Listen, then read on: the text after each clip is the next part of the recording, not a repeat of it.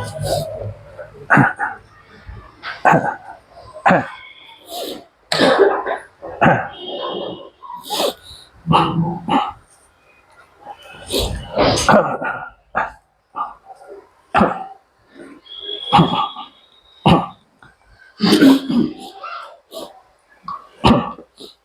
afternoon, dear learners. Today is the fourth day of the 7-day workshop on research methodology in social sciences, and on behalf of the Institute of Historical Studies, we welcome you all in this hall. Some more learners will join this course later on to this class, and as already announced yesterday, that today is a very important class. Today we shall discuss, or you will be taught, a very important topic of research methodology: plagiarism, introduction, tools for the detection of plagiarism, avoiding plagiarism, development of research tool. And we're very honored to have among us Dr. Pubalika Bhattacharya, Assistant Professor, Department of Library and Information Science, University of Calcutta. May I request Madam to please come on the dais and take her seat.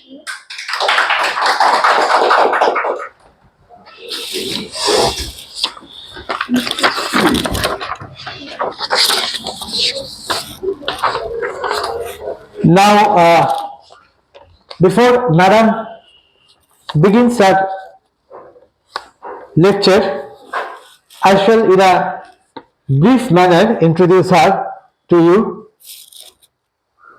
She is a multifaceted personality, and we're very happy that she has found time out of her busy schedule to teach you. Not only you, we also, the staff of the institute, will be benefited by her talk, I hope. So, she is an assistant professor in the Department of Library and Information Science, University of Calcutta, and she specialized in qualitative and quantitative research methodology, technical writing, medical information system and services, document production, and printed objects. She deals with library cataloging practices and theory, bibliographic database development process, ICT theories, management of library and information centers, information consolidation and repackaging, information communication process. She did her BSc from the University of Calcutta, and she is also a great musician. Not much of us know that she did her degrees in honors in classical vocal from the University of Bhattacharya. She did her beliefs from IGNOU, and MLIS also from IGNOU. She is UGC NET qualified. She did her PhD from the University of Calcutta. Now I shall shortly tell about her research publications. She did her certificate in library SC from BC Royal College of Technical Education, and advanced diploma in spoken and language, English language from the Ramakrishna Formation Institute of Culture, and PGDIM and in HRM from IGNOU. She is a member of Bengal Library Association, Salis MLAI Gorbongo Research Circle. Her research interests in the areas include organic agricultural information, bibliometric studies in trade and growth of language and literature, art library, museum information systems services, medical health information services systems, indigenous cultures and ethnicity and demographic and demographic patterns. Sorry. She is a professional in NISCIR digital library creation through GSDL, DSP, DF space, desktop publishing for special paper. She has guided many scholars. At present, awarded number of MPhil students is 9, and one person is pursuing MPhil, and she has guided research to PhD students. One has already submitted, and 7 are undergoing PhD under her guidance. She is a member of the editorial board of the departmental journal CUGIS, Department Library and Library Information Science, and University of Calcutta. Quarterly review, quarterly journal of Women, Daughter of Nation of Haryana. And some of her publications include Baidutin Nothi Mukhotar O Gronthagar Volume 1, 2008, Century Celebration of Library and Information Science Education in India.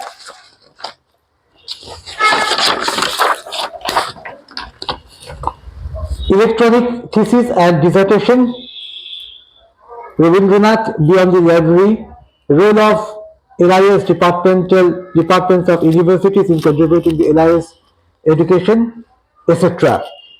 She has given lectures on All India Radio, Siliguri transmissions, কেমন করে রাখবো ঘরের কোণে সাজিয়ে রবীন্দ্রনাথ ঠাকুর ও কাজী নজরুল ইসলামকে, পৃথিবীর বুকে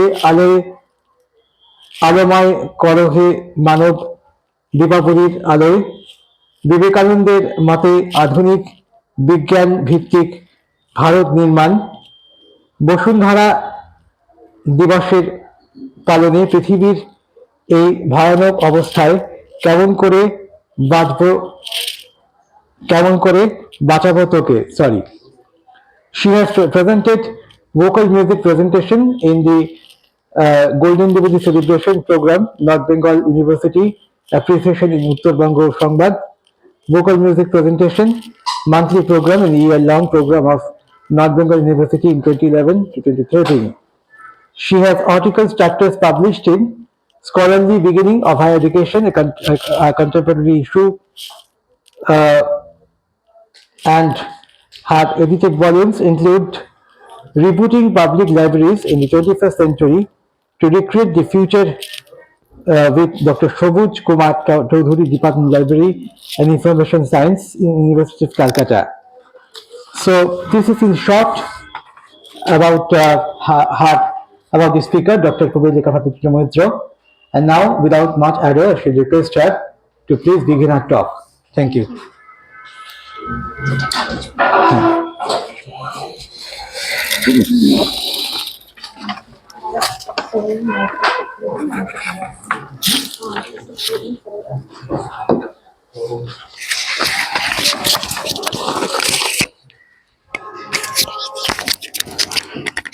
এটা নিলে আর ওখানে যেতে হবে না? না, এটা আসলে রেকর্ডিং এর জন্য, আর এটা হচ্ছে সবার জন্য। ও আচ্ছা, ওখানে যেতে হবে।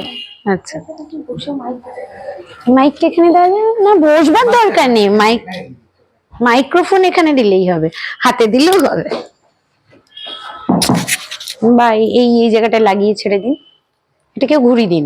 হ্যাঁ হ্যাঁ, ঠিক ঠিক। টানবে ওখানে। হ্যাঁ, ছোট ঘর তো, গলা শুনতে পাবে এমনি। হ্যালো হ্যালো,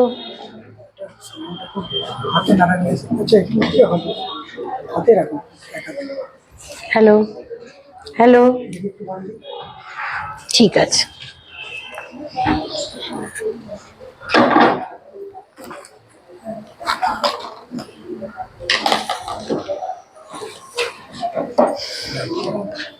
बोली Good afternoon. First of all, I would like to thank Abarno Chatterjee and Moidul Rahman to give me an opportunity to come here and speak before you. As we speak every day in front of our students, and sometimes we go for this kind of classes where we get outside children, outside students, and so then we can share our knowledge with you and our studies, rigorous practices and thoughts, changes, developments, and many other filtration of knowledge, so that we every day do it within us, so we get sometime chance to give you also part of our knowledge. So today I have taken the topic as per the request of the organizers. They told me to speak on plagiarism, and after that I would like to tell you technical issues of research report writing process, if time permits, because this is already 3:30 and we have to go long distance. And my techniques of research report writing process is in two parts. First one is very, very technical, and second part is very, very overall short of, so that you get overview and intricate ideas regarding the research report writing. Because as far as we have seen that I think মাইকটার দরকার নেই, I can speak. এটাকে বারবার ইয়ে change করতে আবার এখানে আসতে হবে, সেজন্য ঠিক আছে আমি ইউ ক্যান হিয়ার মি না?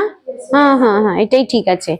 So what actually happens that whenever we go to write research report, আপনি বসুন না, হ্যাঁ বসুন বসুন, research report, it happens like it seems a massive task, but we don't know anything where to start, where to go in depth and how to finish.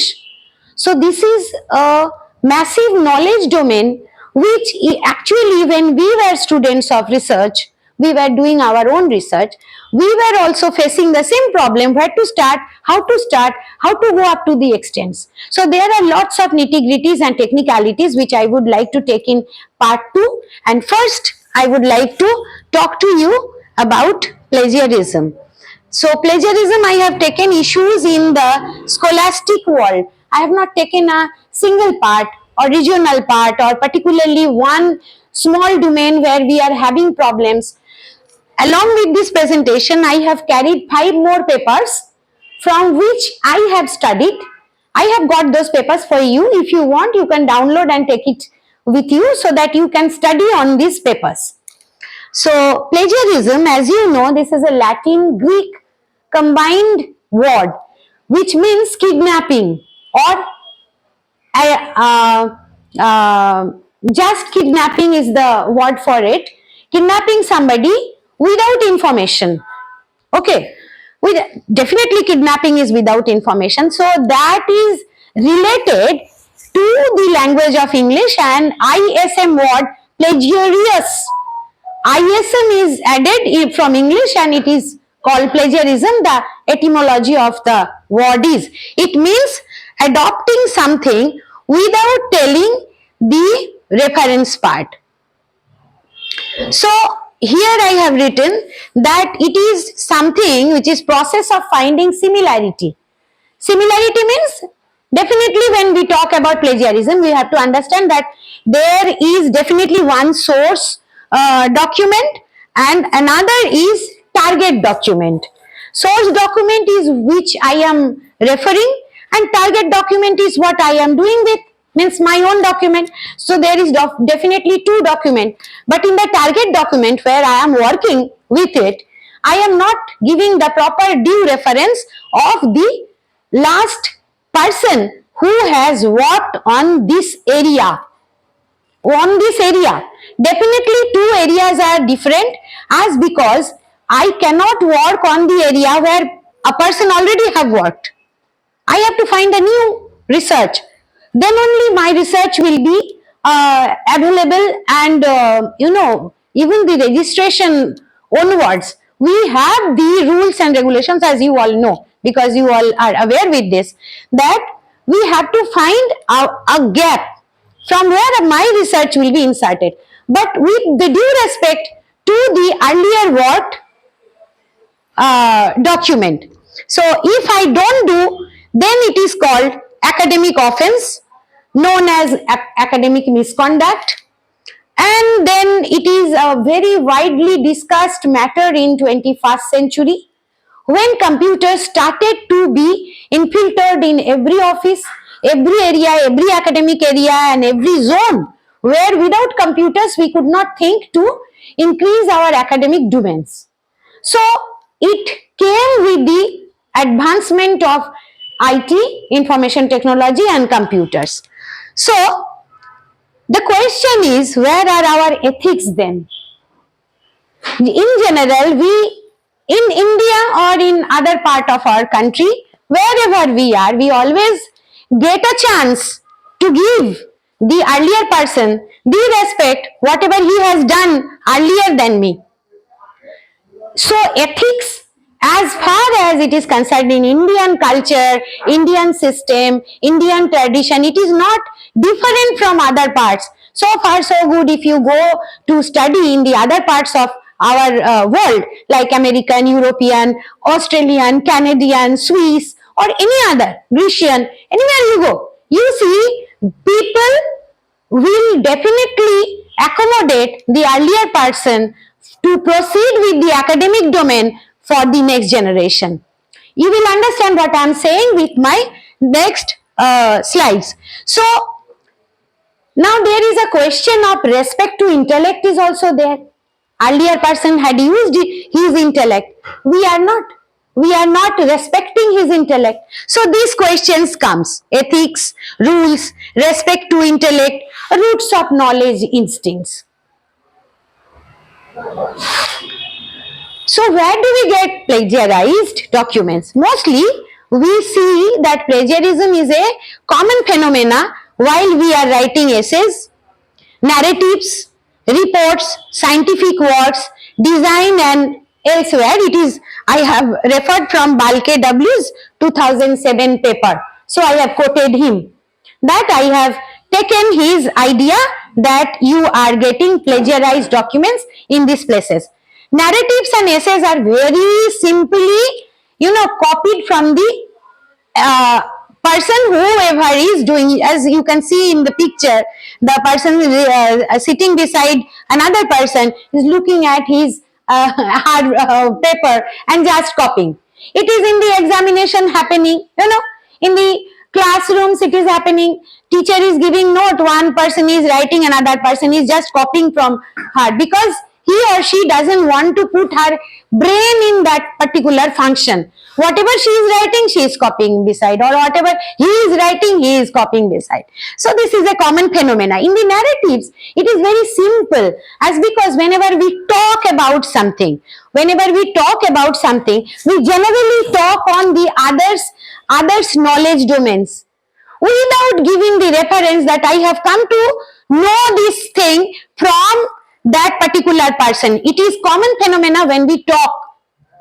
We don't refer, and rather we, the society and respected people, generally think if I refer somebody, my weight, my prestige will go down. I will not refer anybody without giving the reference. I will talk. So people will think that, oh, he or she knows so much. Okay, so this is a common human psychology and phenomena that leads towards the plagiarism. Scientific works are, it is very critical to talk about plagiarized scientific works and use scientific works. If I tell you that scientists, they do formulas, they take out formulas, they bring formulas for the public help, and public, when they use the formulas, like if I speak about Einstein's E is equal to mc square. Now everybody knows Einstein gave E is equal to mc square. What actually happened after some years of giving this formula? Hiroshima and Nagasaki were destroyed with the bombs prepared on this formula. It is not certainly it is not plagiarism, but the formula was there. একদম তাই। তো এই যে the use of scientific formulas, if you use it and you name it that it is given by such and such scientist, and later on you are using it, and if you think that it is plagiarism, no, it is not plagiarism. Is it? We are using the name of the scientist. Sorry. You know. Yes. Bangla English মিশিয়ে বলবো, ওদের সুবিধা হবে। আপনাদের সুবিধা অনুযায়ী যদি আপনারা বলেন বাংলায় বলতে, আমি বাংলাতেই বলবো, কোনো অসুবিধা নেই আমার। মিলিয়ে মিলিয়ে বলবো? আচ্ছা ঠিক আছে, ঠিক আছে, তাহলে বাংলা ইংরেজি মিলিয়ে মিলিয়ে বলি, ঠিক আছে। তাহলে এইবার যেটা আমরা বুঝতে পারছি যে প্লেজিয়ারিজম বললেই আমাদের ব্রেনে একটা জিনিস ফাংশন করে যে we are copying, we are actually stealing someone's information. কারোর ইনফরমেশন আমরা চুরি করছি, কারোর ইনফরমেশন না বলে আমরা ব্যবহার করছি, কিন্তু সবসময় এই যে ভাবনাটা তা কিন্তু নয়। আমাদেরকে বুঝতে হবে যে আমি কখন কোন জায়গায় কি ব্যবহার করব কি না, কতটা ব্যবহার করব। সেই জায়গা থেকে ডিজাইন বলুন বা অন্যান্য জায়গায় যেখানে আপনারা হয়তো মানে ফর্মুলেটিভ ডিজাইনস দেখছেন, সেখানে আপনারা দেখবেন যে অনেক ডিজাইনই কপি পেস্ট হয়ে গেছে বা কপি করে ইউজ করা হয়ে গেছে ফর ফেয়ার ডিল। এখানে একটা জিনিস আমি ইউজ করিনি শব্দটা, সেটা হচ্ছে ফেয়ার ডিল। এই ফেয়ার ডিলকে কিন্তু প্লেজিয়ারাইজড ওয়ার্ল্ড বা প্লেজিয়ারিজম ওরিয়েন্টেড যে ইস্যুস, তারা কিন্তু ফেয়ার ডিলকে মানছেন না। আমি কয়েকটা কথার মধ্যে দিয়ে আপনাদেরকে বোঝানোর চেষ্টা করব যে ফেয়ার ডিলটাও কিন্তু খুব ইম্পর্টেন্ট আমাদের বোঝার ক্ষেত্রে, বা আমরা যারা রিসার্চ করছি, those of us who are doing research continuously, we have to understand what is fair deal. কেমন?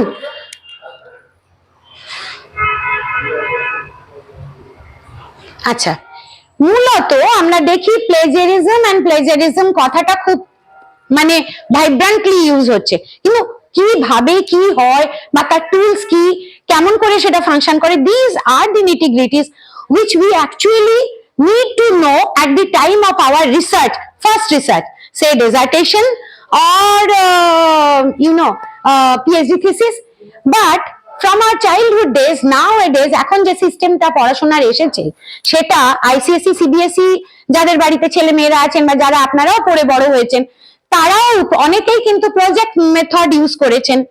এবং প্রজেক্ট করতে গেলেই what we do, আমরা প্রজেক্ট করতে গেলে কিন্তু যেটা majority of our children, and we guide them, take it from internet, take it from some book, but we don't tell them that you also need to write the bibliography at the end, or in text citation in between where you are, because একটা ছোট বাচ্চা, ভালো করে বুঝুন, একটা ছোট বাচ্চা যে কিনা ক্লাস 6 এ পড়ে, সে প্রজেক্ট করছে, তার পক্ষে একটা তথ্য আরোহণ করা, ইন্টারনেট থেকে হোক, বই থেকে হোক বা কোনো সোর্স থেকে আরোহণ করে সেই তথ্যকে সাজিয়ে গুছিয়ে একটা প্রজেক্ট ফর্মে প্রডিউস করাটাই itself is a huge load of academic pressure.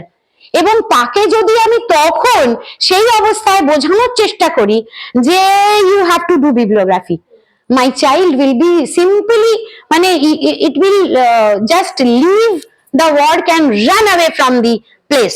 সে কিন্তু আর ওটা করতে চাইবে না, because bibliography is not an easy thing to understand and deliver. It is not that you want to do it and you can't do it, আমি করতে চাইছো করছো না সেটা অন্য কথা, কিন্তু তাকে বুঝিয়ে দেওয়া যে বিবলিওগ্রাফি বিষয়টা কেন হবে, কোথায় হবে, এটাই কিন্তু বেশ কঠিন। এবং সেই কারণেই আমার মনে হয় পিএইচডি করার সময়ই এই জিনিসটাকে আমরা যদি খুব ভালো করে বুঝতে পারি, তাহলে কিন্তু আমাদের কাছে এটা একেবারে ওই আমাদের নিয়ম ভেঙে নীতি ভেঙে প্লেজিয়ারাইজ ডকুমেন্ট লেখার কোনো দরকার নেই। সেটারই আমার মনে হয় আমরা চেষ্টা করব। তার জন্য আমরা মেজরিটি ভাবে দুটো ভাগে ওটাকে ভাগ করেছি প্লেজিয়ারিজমে। একটাকে আমরা রেখেছি হচ্ছে সোর্স কোড হিসেবে, আরেকটাকে রেখেছি আমরা টেক্সচুয়াল ম্যাটার হিসেবে। এবার সোর্স কোড কোনগুলোতে আসবে আমি পরের স্লাইডে যাচ্ছি। এবং এই সোর্স কোড আর টেক্সচুয়াল ম্যাটারের যে ঘটনাগুলি ঘটে সেগুলো এই যেখানে আমি লিখেছি মনোলিঙ্গুয়াল এবং ক্রস লিঙ্গুয়াল হয়। যেমন আমি বাংলার থেকে ইংরেজিতে লিখছি, আমার থিসিসটা বাংলায়, আমি পড়ছি ডকুমেন্টটা ইংরেজিতে, I am reading it in Sanskrit or English or any other language and I am converting it into my research language, সেটাও হয়।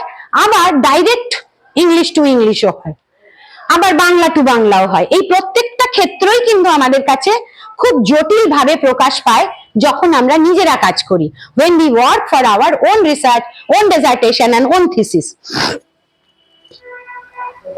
তাহলে এখানে পার্কার এন্ড হ্যামব্লেন যেটা বলছেন যে সোর্স কোডটা কি, সোর্স কোডটা হচ্ছে a program which has been produced from another program with a small number of routine transformation।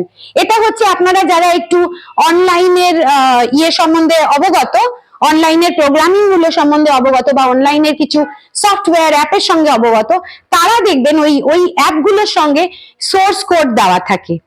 এবার যারা ওই আপনার অ্যালগরিদমটা লেখেন, কম্পিউটারের অ্যালগরিদমটা লেখার সময় তারা খুব মিনিমাল চেঞ্জ করেন এবং এই মিনিমাল চেঞ্জ করে সোর্স কোডটাকে পাল্টে দেন, সোর্স কোডটাকে ভেঙে দেন। Even in our system librarian information সায়েন্সে এমন এমন ঘটনা ঘটে যে কোহা বলে একটা সফটওয়্যার আছে যেটা সবাই খুব পরিচিত। এবার কোহা সফটওয়্যারটা এখন এটা করেছিল কাতিপো ইনস্টিটিউট, সে যবে করেছিল তবে থেকে আজ পর্যন্ত কোহার ইম্পর্টেন্স সমানে বেড়ে গেছে। তার কারণ হচ্ছে কোহার কোডটাকে ভেঙে কাস্টমাইজ করা যায়, যার যেরকম ইচ্ছা সে সেরকম কোড চেঞ্জ করে নিতে পারে। এইবার কথা হচ্ছে যে তারা যারা কোডটা চেঞ্জ করে নিচ্ছেন তারা যদি বলেন যে না আমি সোর্স কোড ওটাকে রেখে আমি আমার কোড চেঞ্জ করেছি এবং ইউজ করছি কোহাকেই, কোহা নামে ইউজ করছি, কোহা যাদের তৈরি তাদের নামই থাকলো, কোনো অসুবিধে নেই। কিন্তু সেই জায়গাগুলো আমরা পালন করি না। আমরা কি করি, কোডটাকে ভেঙে ফেলি, ভেঙে নিজের মতো একটা কাস্টমাইজ সিস্টেম তৈরি করে ফেলি and then we use it for our own area without giving the minimum subscription to the organization। যারা আবার এই অনলাইনে এই যে ফ্রি সফটওয়্যার গুলো ছাড়েন তারা আবার ওই সামান্য 1 টাকা 2 টাকা 10 টাকা 15 টাকার যে আপনার সাবস্ক্রিপশন গুলো সেগুলো দিয়ে কিন্তু সারা বিশ্বে মঙ্গলার্থে ছেলে মেয়েদের এডুকেশনে বিভিন্ন রকমের এনজিওর সাথে টাকা দিয়ে তারা তাদেরকে হেল্প করার চেষ্টা করেন। আমরা সেটা বোঝারও চেষ্টা করি না। উইদাউট এই যে আমরা কম্পিউটারে যে পাইরেটেড সফটওয়্যার গুলো ব্যবহার করি কন্টিনিউয়াসলি এবং অনলাইনে যখনই আমরা ওটাকে লগ ইন করছি, লগ ইন করার সময় আমরা কিন্তু তখন একটুও খেয়াল রাখি না যে আমি একটা পাইরেটেড সফটওয়্যার ইউজ করছি। কিছু দিনের পরে আমার মেশিন খারাপ হতে শুরু করে, কেন খারাপ হয় তাও বুঝতে পারি না। খারাপ তো হবেই, তার কারণ আমার যখনই আমি ইন্টারনেটে লগ ইন করছি আমার ওই সোর্স কোডটাকে তো আইডেন্টিফাই করতে পারবে না, কারণ আমারটা তো আপনার পারচেস করা সফটওয়্যার নয়, ওটা হচ্ছে পাইরেটেড সফটওয়্যার। এবার এই পাইরেশন আমি কেন ব্যবহার করব, যদি আমার সামান্য টাকা দিলে যে অর্গানাইজেশন ওটা সফটওয়্যারটা তৈরি করেছেন তাদের সামান্য কিছু হেল্প হয়ে যাবে। তারা তো পাবলিক ডোমেনের পাবলিকের ইউজের জন্য ব্যবহার বানিয়েছেন। যাই হোক, তো এই হচ্ছে আমাদের সোর্স কোড দিয়ে আমরা ওটাকে ভেঙে দিই এবং ভেঙে দিয়ে নতুন করে ব্যবহার করার চেষ্টা করি। এখানে আমি কয়েকটা টুলস এর কথা বলেছি, যেমন দেখুন গ্ল্যাট, ভাইপার, টার্নিটিন, EVE2, প্লেজিসার্ভ, মস, সিম, জেপ্লাগ, উরকুন্দ। এদের মধ্যে যেগুলি রয়েছে সেগুলি সবকটাই কিন্তু প্লেজিয়ারিজম চেক করার টুল। এবার এদের সবকটাই যে আপনার ওই টেক্সচুয়াল ম্যাটার চেক করছে তা নয়, এদের মধ্যে বেশ কিছু আছে যেগুলো শুধুমাত্র সোর্স কোড নিয়ে কাজ করছে। যেমন আপনার ধরুন ভাইপার, যেমন ধরুন EVE2, প্লেজিসার্ভটা আবার স্টুডেন্ট অ্যাসাইনমেন্ট দেখার জন্য, মসটা হচ্ছে আপনার সফটওয়্যার সিমিলারিটি খোঁজার জন্য। সফটওয়্যার সিমিলারিটি ভাবুন, দুটো সফটওয়্যার তৈরি হয়েছে একই সঙ্গে, দুটোর কোড নাম্বার এত সিমিলার যে দুটো সফটওয়্যারকে আপনি কোডটাকে ভেঙে, এখানে কম্পিউটার সায়েন্সের কেউ আছেন? কেউ নেই? আচ্ছা, তাহলে বেশি কম্পিউটারের কথা বলবো না, বলে লাভ নেই, কারণ ওটা যারা হ্যান্ডেল করেন তারা ওটা অলরেডি জানেন, তো যতটুকু বললে আপনাদের সুবিধা হয় সেটুকুই বলি। তো টেক্সচুয়াল ম্যাটারে আমরা যখন সোর্স কোড থেকে ভেঙে ওইটাকে কাজটা করতে দিই, ওটাকে আমরা বলি finger printing technology. Finger printing এও করে কি, আপনার দুভাগে ভেঙে দেয়। প্রথমে সফট, যেটা আমি পাঠিয়েছি সফট কপিটা, পুরো সফট কপিটাকে, মেথডে আসবো, মেথডে ওটা দেখাচ্ছি, তখন আরো বিশ্লেষণাত্মক ভাবে বলবো। আচ্ছা, আপনারা তিনটে ছবি দেখতে পাচ্ছেন, তিনজনাকে চিনতে পাচ্ছেন? চেনা যায় তো? এমন তো নয় যে না চেনা যাচ্ছে। মাঝখানের জন্য কে বলুন তো? Very good. এন্ড এই পাশে জিম স্যার, আবার ওই তো সবাই ওনাকে চেনে।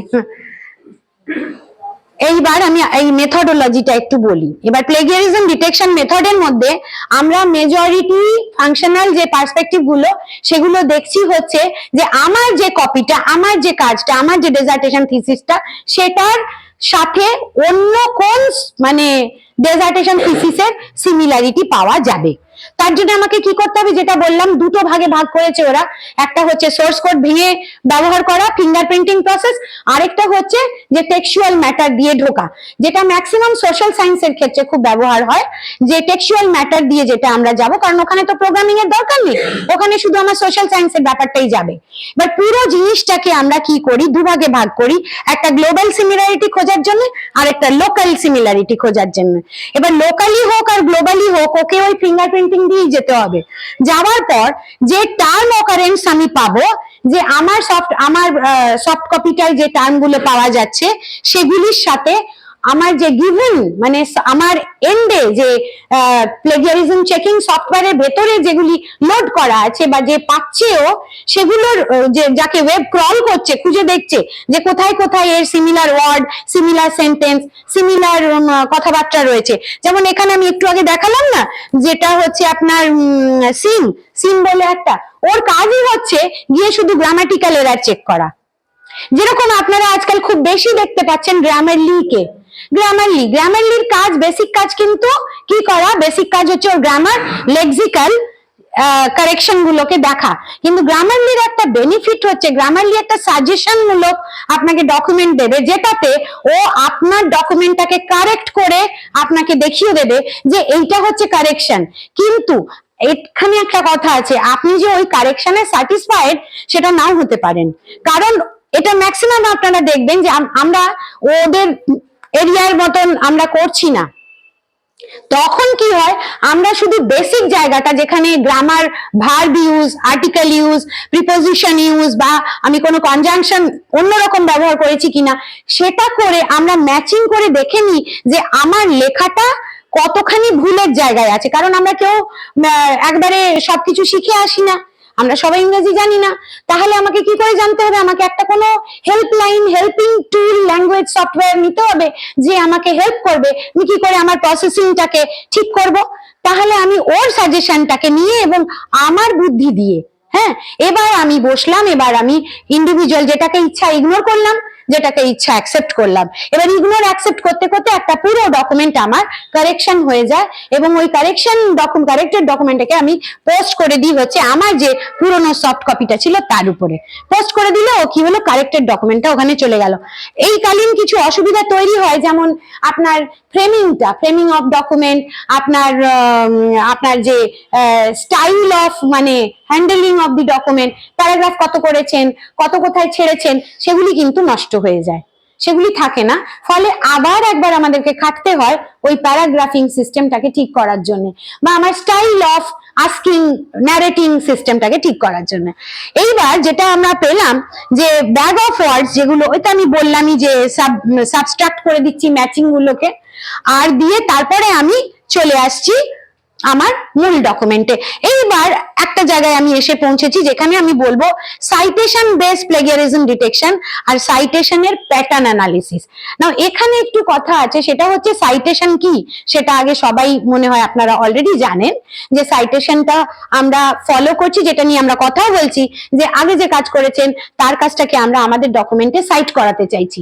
নাও what is actually our objective is to not only to give respect to the earlier document but also finding the similarity of concepts আমি যেটা বলছি সেটা আগেও কেউ বলেছেন, আমি প্রথম বলছি না, অতএব আপনাকে এটা মান্যতা দিতে হবে।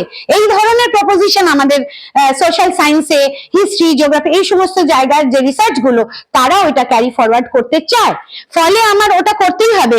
তো সাইটেশন বেসড করতে গেলে আমাকে সাইটেশনের যে কতগুলি ধরুন আমাদের সোশ্যাল সায়েন্সে বেশ কিছু সাইটেশন স্টাইল আছে, এপিএ, এমএলএ, তারপরে চিকাগো, ভ্যাঙ্কুভার, আরো অনেক অনেক এসেছে যেগুলো এখন আমরা ব্যবহার করছি। তো এই ব্যবহারিক জায়গাটায় আমাদের দেখতে হবে যে আমরা সেই জায়গায় গিয়ে আমি ঠিক ঠিক কাজটা করতে পারছি কিনা। কিভাবে করব, আমাকে জানতে হবে প্রত্যেকটা স্টাইল ম্যানুয়াল কি, এবং স্টাইল ম্যানুয়ালে কিভাবে রেফারেন্সিংটা করায়, রেফারেন্সিং করানোর নিয়মটা কি, ইনটেক্সট সাইটেশন যে বারবার আমরা কথাটা ইউজ করছি, ইনটেক্সট সাইটেশনটা কি। এবং এছাড়া ভারতবর্ষের একটা স্ট্যান্ডার্ড আছে যেটার নাম আইএস, ইন্ডিয়ান স্ট্যান্ডার্ড, যার নাম্বারটা হচ্ছে আইএস 23811978।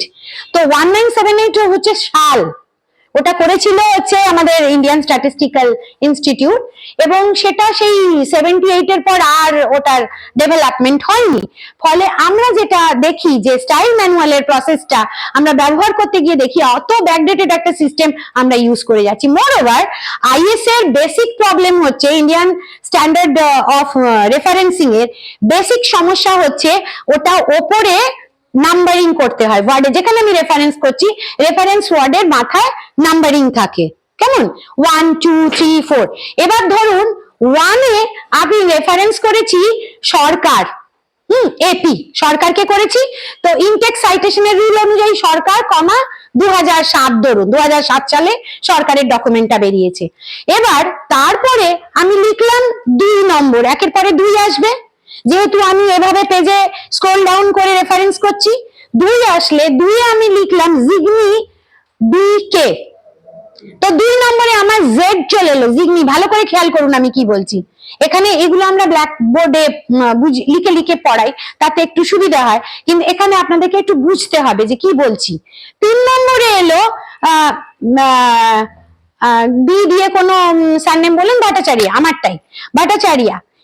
এবার দেখুন, আপনি এ তে পড়লো সরকার, বি তে জিগনি, সি তে পড়লো বা 3 তে পড়লো হচ্ছে 1 2 3, 3 তে পড়লো ভট্টাচার্য। তাহলে আপনার সিকোয়েন্সটা কি দাঁড়ালো, এস, জেড অ্যান্ড বি। এইবার আপনি যখন ইন্ডিয়ান স্ট্যান্ডার্ডে করবেন, ইন্ডিয়ান স্ট্যান্ডার্ডের রুল হচ্ছে নিচে ফুটনোট, কেমন, নিচে ফুটনোট, ফুটনোটে আপনি 1 2 3 লিখবেন, এবং 1 এ আপনি ওপর থেকে টেনে আনবেন সরকারকে, 2 থেকে ওপর থেকে টেনে আনবেন জিগনিকে, 3 এ টেনে আনবেন ভট্টাচার্যকে। তাহলে 1 2 3 পড়লো। এইবার আপনি দেখুন কিরকম আনসাইন্টিফিক হয়ে রয়েছে আমাদের ইন্ডিয়ান স্ট্যান্ডার্ডটা। পেছনে যখন আমি বইয়ের পেছনে বা চ্যাপ্টারের শেষে চলে যাচ্ছি, চ্যাপ্টারের শেষে গিয়ে আমরা কি করি, রেফারেন্সটা লিখি। রেফারেন্সটা কি করি, বিবলিওগ্রাফিক প্যাটার্নে লিখি, অর্থাৎ এ টু জেড। এবার আপনি আমায় বোঝান, 1 এ কে ছিল, 1 এ সরকার, 2 এ কে ছিল, জিগনি, 3 এ কে ছিল, ভট্টাচার্য। তা আমি শেষে গিয়ে কি এরকম অ্যালফাবেটিক্যাল পাচ্ছি না। আবার আমাকে 1 2 3 ও লিখতে হচ্ছে, এখান থেকে 1 2 3 ক্যারি ফরওয়ার্ড হয়ে গেছে প্রত্যেকটা পেজের। এই পেজে যদি 1 2 3 হয়, পরের পেজে 5 6 7 8 9 10 11 12 এইভাবে যাবে ওটা, এবং ওটাই এন্ড পেজে চলে গেল। এন্ড পেজে গিয়ে 1 2 3 4 মেইনটেইন করতে, আপনি বলুন আমাকে জেড আর এ কি করে মেইনটেইন করব, আমি এ টু জেড আমি কি করে মেইনটেইন করব। Then do not do in such unscientific referencing system, do something which is scientific. যেমন এপিএ, এমএলএ, চিকাগো, ভ্যাঙ্কুভার, এরা একদম প্রত্যেকটা বছর এদের এডিটোরিয়াল বোর্ড বসছে।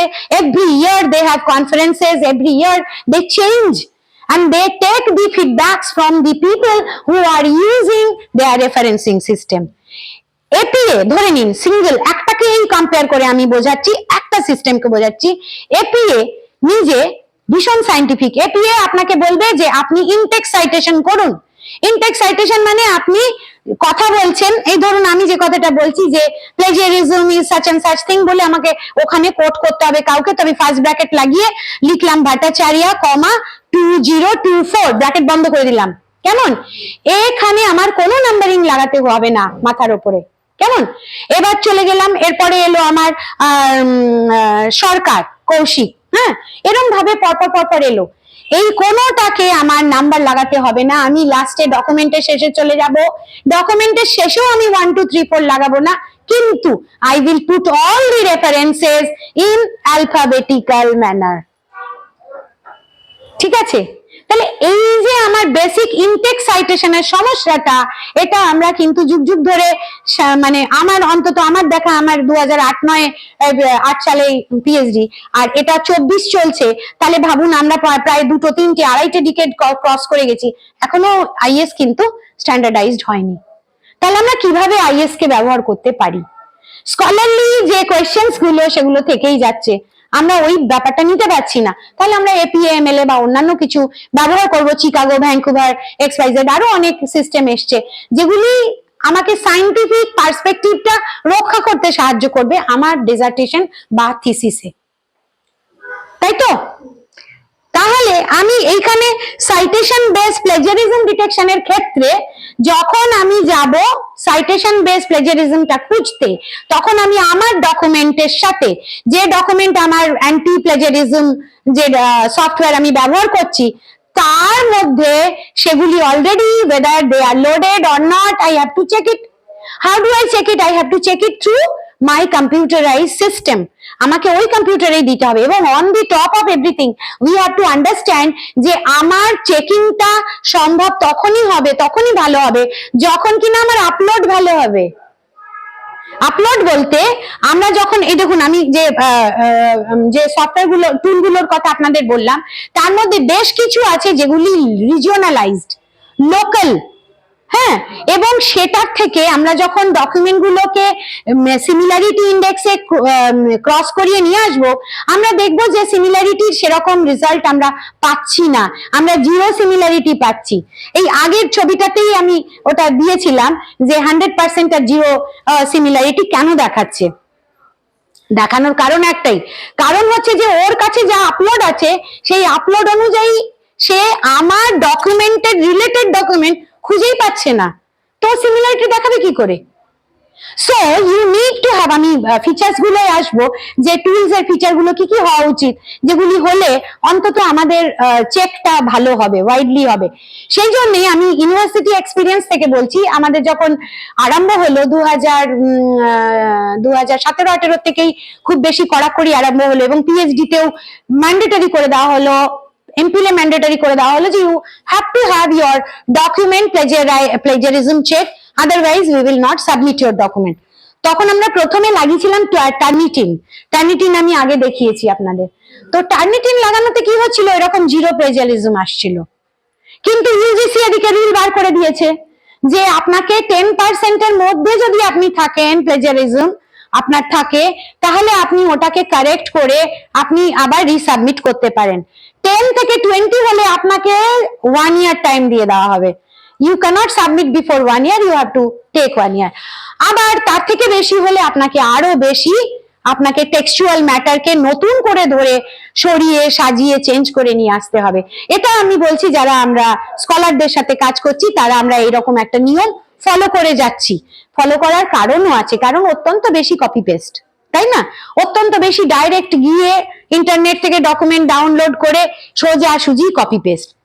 কপি পেস্টে অসুবিধে নেই, আপনি কপি পেস্ট করুন, কিন্তু প্রপার রেফারেন্সটা অ্যাটাচ করে, কিন্তু প্রপার রেফারেন্স অ্যাটাচ করলেই আমার দায়িত্ব শেষ হয়ে যাচ্ছে না, আমি ভার্বাটিম কপি করতে পারবো না, মানে একেবারে to the word to word. এখানে আমার যে সফটওয়্যার গুলো আছে, যেগুলো আমি আজকে আপনাদেরকে দেখালাম, তার মধ্যে আমি আলাদা করে লিখে নিয়ে এলাম যে কোন কোনটা, আপনারা চাইলে লিখেও নিতে পারেন, কোন কোনটা ওয়ার্ড টু ওয়ার্ড আপনাকে দেখিয়ে দেবে প্লেজারিজম, কোন কোনটা আপনাকে গ্রামাটিক্যাল প্লেজারিজম দেখিয়ে দেবে, কোন কোনটা আপনার কম্পিউটার সফটওয়্যারের জন্য অ্যাভেলেবল বা ব্যবহারযোগ্য বা প্রসিদ্ধ। তো এই যে আমাদের সাইটেশন বেসড অ্যানালিসিস, এটা কিন্তু আমাদেরকে প্রথমে আমার সাইটেশন এবং রেফারেন্সিংটা আগে জানতে হবে। রেফারেন্সিং এবং সাইটেশনটা যদি আমি ভালো করে বুঝতে পারি যে হাউ টু ডু ইট, তখন কিন্তু we will be able to take our own document into 0% plagiarism. আমরা নিজেরাই নিজেদের ডকুমেন্টকে সুন্দরভাবে করে তুলতে পারি। সবচেয়ে বেশি ইন্টারেস্টিং হচ্ছে এইখানে, আমি ওই কথাগুলো আগে ওই যে মানে ক্রস লিঙ্গুয়াল এর ক্ষেত্রে বলছিলাম, ধরে নিন এখানে পরেও সেই ইফেক্টিভিটি ইউজ এই কথাটা কোন একজন সায়েন্টিস্ট বলেছেন, আমি দেখাচ্ছি যে আমরা যখন ডকুমেন্ট নিচ্ছি, ডকুমেন্টটা কিসের থেকে নিচ্ছি? ওয়েবসাইট থেকে নিলে তো আপনি প্রচন্ড সিমিলারিটি পাবেন, কিন্তু if you take it from printed books you will get minimum similarity. And our students, they are so smart. Not only our student, it is global. I'm talking about the globe. সবাই সব জায়গায় হচ্ছে। এবং আপনারা আমার এর মধ্যে যে পেপারগুলো আমি কয়েকটা অ্যাটাচ করে নিয়ে এসেছি, সেখানে যদি দেখেন ইউক্রেন অ্যান্ড ধরুন ইউরোপের কান্ট্রিগুলোই কয়েকটা এত স্মার্টলি প্লেজারাইজ করে যে you won't be able to check their মানে এরিয়াজ কি করে ধরবো। তাই জন্য আজকে সফটওয়্যার কোম্পানিগুলো প্রতি একটা সাইকোলজি বেসড প্লেজারিজম টুল বার করে ফেলেছে, যে আপনি কত রাস্তা দিয়ে হাঁটতে পারেন, কত রকমের প্লেজারিজম করতে পারেন, প্রত্যেক কটার একটা করে টুল ওরা বার করে দিয়েছে। কেমন? ফলে আপনি কোথাও দিয়ে বেরিয়ে যেতে পারবেন না। আপনি বিদেশে আজকে দেখছেন যে আপনারা এত এত ছেলে মেয়ে আমাদের চলে যাচ্ছে রিসার্চ করতে, হ্যাঁ, এবং ইন্ডিয়ার রিসার্চ স্টুডেন্টস এখন একদম হাইটে আছে, সবচেয়ে বেশি ইন্ডিয়া থেকে যারা যাচ্ছে রিসার্চ করতে, তারা যে রিসার্চ করছে এবং তারা যে এই রিসার্চ আউটপুটটা লিখছে সবচেয়ে বেশি। আমার নিজের বাড়িতেও আমার বাড়ির ছেলে মানে আমার দেওরের ছেলে, সেও রয়েছে অস্টিনে, আরেকজনও গেছে ফিলাডেলফিয়াতে, আরেকজনও গেছে, এরকম অনেক বাচ্চারা যাচ্ছে। তাদের প্রত্যেকের একটাই কথা যে আমরা কিন্তু প্রবলেম ফেস করছি কখন, যখন we are writing research report. They are facing the problem while they are writing the research report. এখানে অনেক রকমের আপনার অ্যাসপেক্টস আছে, আপনাদেরকেও বুঝতে হবে। ইন্দোনেশিয়াতে যদি আপনি কাজ পাঠান, কোনো কাজ রিসার্চ, এবার আপনি বাংলা বা হিন্দি যদি পাঠান, ওরা পাটাপাট ধরে ফেলবে, বিকজ ওদের ওখানে বাংলা হিন্দির ইউজটা অনেকটা বেশি। whereas আপনি বাংলা হিন্দির কাজ যদি রাশিয়া, গ্রেট ব্রিটেন, চায়নাতে পাঠান, তাহলে কিন্তু আপনি ওরকম ভাবে অতটা প্রবলেমে পড়বেন না। তো এই যে ডোমেন্স গুলোকে আমরা বুঝেছি, আমাদের ছেলেমেয়েরা বুঝেছে, এগুলো কিন্তু ভীষণভাবে একাডেমিক্যালি নট অ্যাকসেপ্টেবল। আমরা কখনো এরকম কাজ করব না যেগুলি কিনা অলরেডি কেউ করেছেন, তাকে আমি সেই সম্মান, সেই রেসপেক্ট সেটা না দিয়ে আমি আমার খাতায় জাস্ট ভার্বাটিমই হোক বা আমি প্যারাফ্রেজিংই করি। প্যারাফ্রেজিং তো করছে সবাই, প্যারাফ্রেজিং করছে কি করে? পুরো কথাটাকে রেখে তার শব্দ গঠনটা চেঞ্জ করে দিচ্ছে বা সিনোনিমাস ওয়ার্ডস ইউজ করে দিচ্ছে। কম্পিউটারে ওই ওয়ার্ডে গিয়ে রাইট ক্লিক মারলেই একটা সিনোনিমাস ওয়ার্ড চলে আসবে, সিনোনিমটা আমি বসিয়ে দিলেই ওই ওয়ার্ডটা সরে গেল। দেখুন কত সোজা প্লেজারাইজ করা। হ্যাঁ, তো এই যে সাইটেশন বেসড প্লেজারিজম, এখানেও আমাকে বুঝতে হবে যে আমি যে কাজটা করছি সেটা আমি ফুললি নোয়িং দি ফ্যাক্ট করছি কিনা। আমি যদি জেনে কাজটা করি কখনো আমার ভুল হবে না, ইট ইজ ফর শিওর। আর রইল হচ্ছে এইটা সাইটেশনের প্যাটার্ন অ্যানালিসিস, যেটা আমি আগে আপনাদেরকে বললাম যে সাইটেশনটা মূলত আপনারা একটা রেফারেন্স ম্যানুয়াল যেটা ব্যবহার করবেন, সেই ম্যানুয়ালের যে কার্যকারিতা, the activity level, their potential level and their features should be understood before I use the manual. APA, MLA, Chicago, whatever it is. Even আপনি ISO ইউজ করতে পারেন, IS ইউজ করেও আপনি কাজ করতে পারেন, নো প্রবলেম। আপনি ফুটনোট করবেন, এন্ড নোট করবেন, এন্ড নোটে লিখবেন আপনি 1 2 3 4 ওখানে করার পরে আবার আপনাকে ওখানে লিখতে হবে, তখন লিখতে হবে বিবলিওগ্রাফিক্যাল রেফারেন্সেস, ওখানেও একটা জায়গা আছে, তখন কিন্তু আপনি শুধু রেফারেন্সেস লিখে ছেড়ে দিতে পারবেন না। এটা কিন্তু আরেকটা বড় সড় নলেজ ডোমেন, যেটা নিয়ে আমরা এই যে ফিচার্স অফ প্লেজারিজম সফটওয়্যার, দেখুন এইখানে বলা হয়েছে যে ফিচারের মধ্যে কি, এই যে ওপরে এই যে জায়গাতে যেগুলো দেখছেন এগুলো file type, RTF, MS Word, PPTX, XLS. এক্ষুনি যেটা করলেন মইদুল, আমার এটাই মানে পিপিটিটা এই ল্যাপটপে খুলছিল না, উনি ওই মেশিনে নিয়ে গিয়ে ওটাকে পিডিএফ করে নিয়ে এলেন, নিয়ে এসে এই মেশিনে খুললেন। তার মানে কি, আমি যে সফট কপিটা দিচ্ছি সেই সফট কপিটার ফাইল টাইপ ডট এক্সটেনশন, যে কমান্ডটা ডট এক্সটেনশন ইএক্সটি, সেই এক্সটেনশন কমান্ডটা কিন্তু আমাদের লেজিবল হতে হবে। লেজিবল অর্থাৎ ওই সফটওয়্যারটা পড়তে পারতে হবে। ওই সফটওয়্যারটা যদি ওটা না পড়তে পারে, তাহলে আমার জন্য ওই সফটওয়্যার ব্যবহার করাটা ইউজলেস। হ্যাঁ, তার জন্য এইগুলো দেওয়া আছে, ওডিটি, ইউআরএল, হ্যাঁ, FB2, এগুলো সবই ফাইল টাইপ। গেল। দ্বিতীয়, কপি পেস্ট টেক্সট ফাংশনালিটি। এই কপি পেস্টের যে টেক্সট ফাংশনালিটি, এটাকেও আমার সফটওয়্যারকে বুঝতে পারতে হবে যে কোথা থেকে কপি করেছে। তার মানে ওর আপলোড চাই। আপলোড যদি না পায় তাহলে ওই ফিচারের যে সফটওয়্যার আপনি লাগাচ্ছেন মেশিনে, আপনার অ্যান্টি প্লেগারিজম চেকার লাগাচ্ছেন, আপনাকে কিন্তু নেট কানেক্টেড হয়ে বসে থাকতে হবে। ও আপনার ওখানে মেশিনে না পেলে ও সোজা নেট দিয়ে ক্রল করে অন্য সার্ভারে চলে যাবে, যেটাকে আমরা বলি ক্রলিং, ওয়েব ক্রলিং। ক্রল করে চলে যাবে, চলে গিয়ে অন্য সার্ভার থেকে খুঁজে নিয়ে এসে ও আপনাকে ডাউনলোড করবে, এবং ডাউনলোড করে ও আপনাকে দেখাবে যে আপনার কতখানি সিমিলারিটি আছে অন্য টেক্সটের সাথে। কেমন? আচ্ছা, এই গেল এক।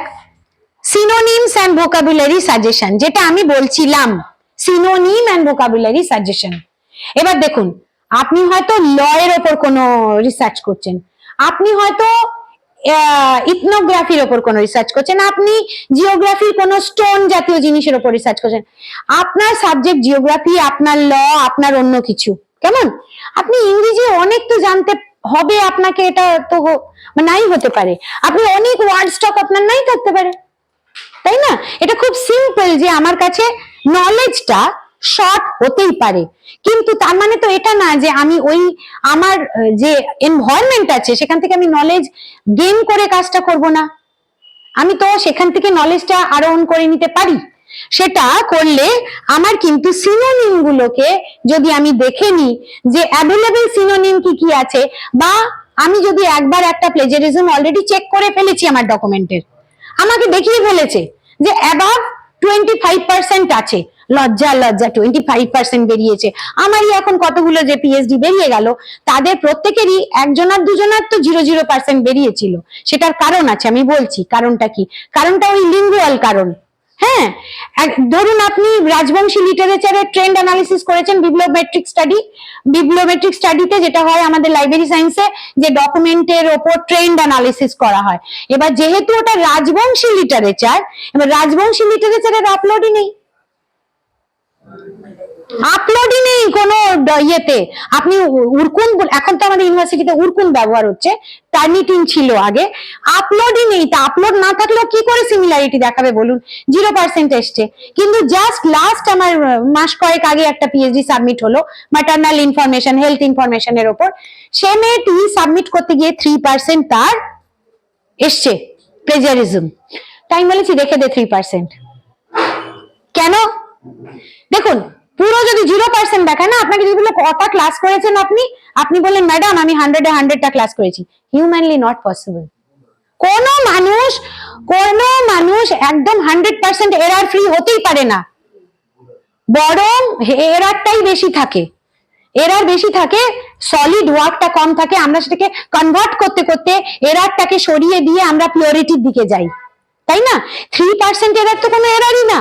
3% এরার থাক, ওটা তো কমা, দাড়ি, ফুল স্টপ, এন্ড এগুলোতেও আসতে পারে, যে কোনো ওয়ার্ডের পরে কমা মেরেছে, যেই সিমিলারিটিটা, সেই সিমিলারিটিটা অন্য কোথাওতে আছে। যদিও এরকম হওয়ার চান্স কম, তবুও ওই সিমিলারিটিটা আমরা কি করি। আরেকটা বিষয় হচ্ছে যে আমরা যখন সিমিলারিটি ইন্ডেক্স চেক করি, তখন আমরা পুরো বিবলিওগ্রাফিক রেফারেন্সটা, মানে রেফারেন্স লাস্টেরটা, ওটাকে তুলে নিই ডকুমেন্ট থেকে, কারণ ওটা তো সিমিলারই দেখাবে। ওটা তো যে ডকুমেন্ট থেকেই কাজ করুন না কেন, ওটা তো নিশ্চয়ই আপলোড আছে। আর দ্বিতীয়ত হচ্ছে লিটারেচার রিভিউটাকে আমরা তুলে নিই। ইনটেক্স সাইটেশন তো থাকবেই, ইনটেক্স সাইটেশন না থাকলেই তো ধরবে।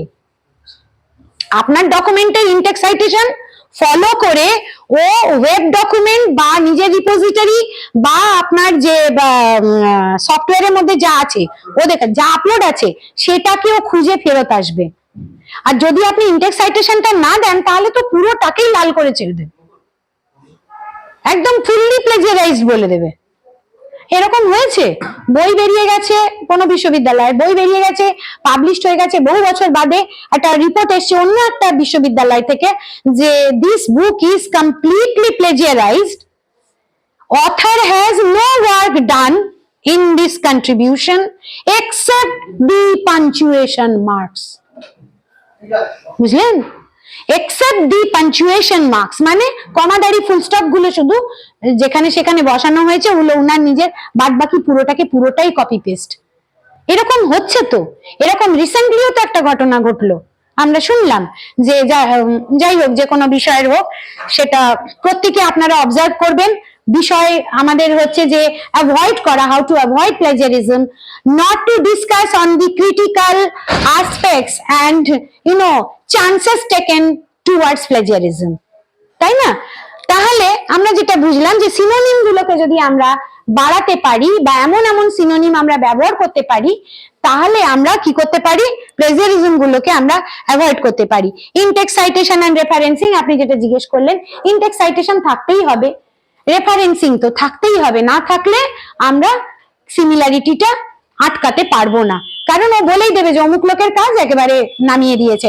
স্পিরিটেড হলেও, স্পিরিটেড আমরা আজকাল সিনেমায় দেখছি, কিছু কিছু বাংলা সিনেমা আসছে যেখানে লেখা আছে রবীন্দ্রনাথের ছোট গল্প অমুক অবলম্বনে, হ্যাঁ, বা ইংরেজিতে লেখা হয়েছে spirited by Rabindranath Tagore such and such work. তো এই যে বিষয়টা, এটাও কিন্তু আমাদেরকে মাথায় রাখতে হবে যে স্পিরিটেড বলে উনি ওখানে যেটা দেখাচ্ছেন তাকে যথাযথ সম্মান দিয়ে দেখানো হয়েছে কিনা, তা যদি না হয়ে থাকে তাহলে ওইটার এগেনস্টে কিন্তু কেস হবেই হবে, হচ্ছেও তাই, সেটা আপনারা প্রত্যেকেই দেখতে পাচ্ছেন।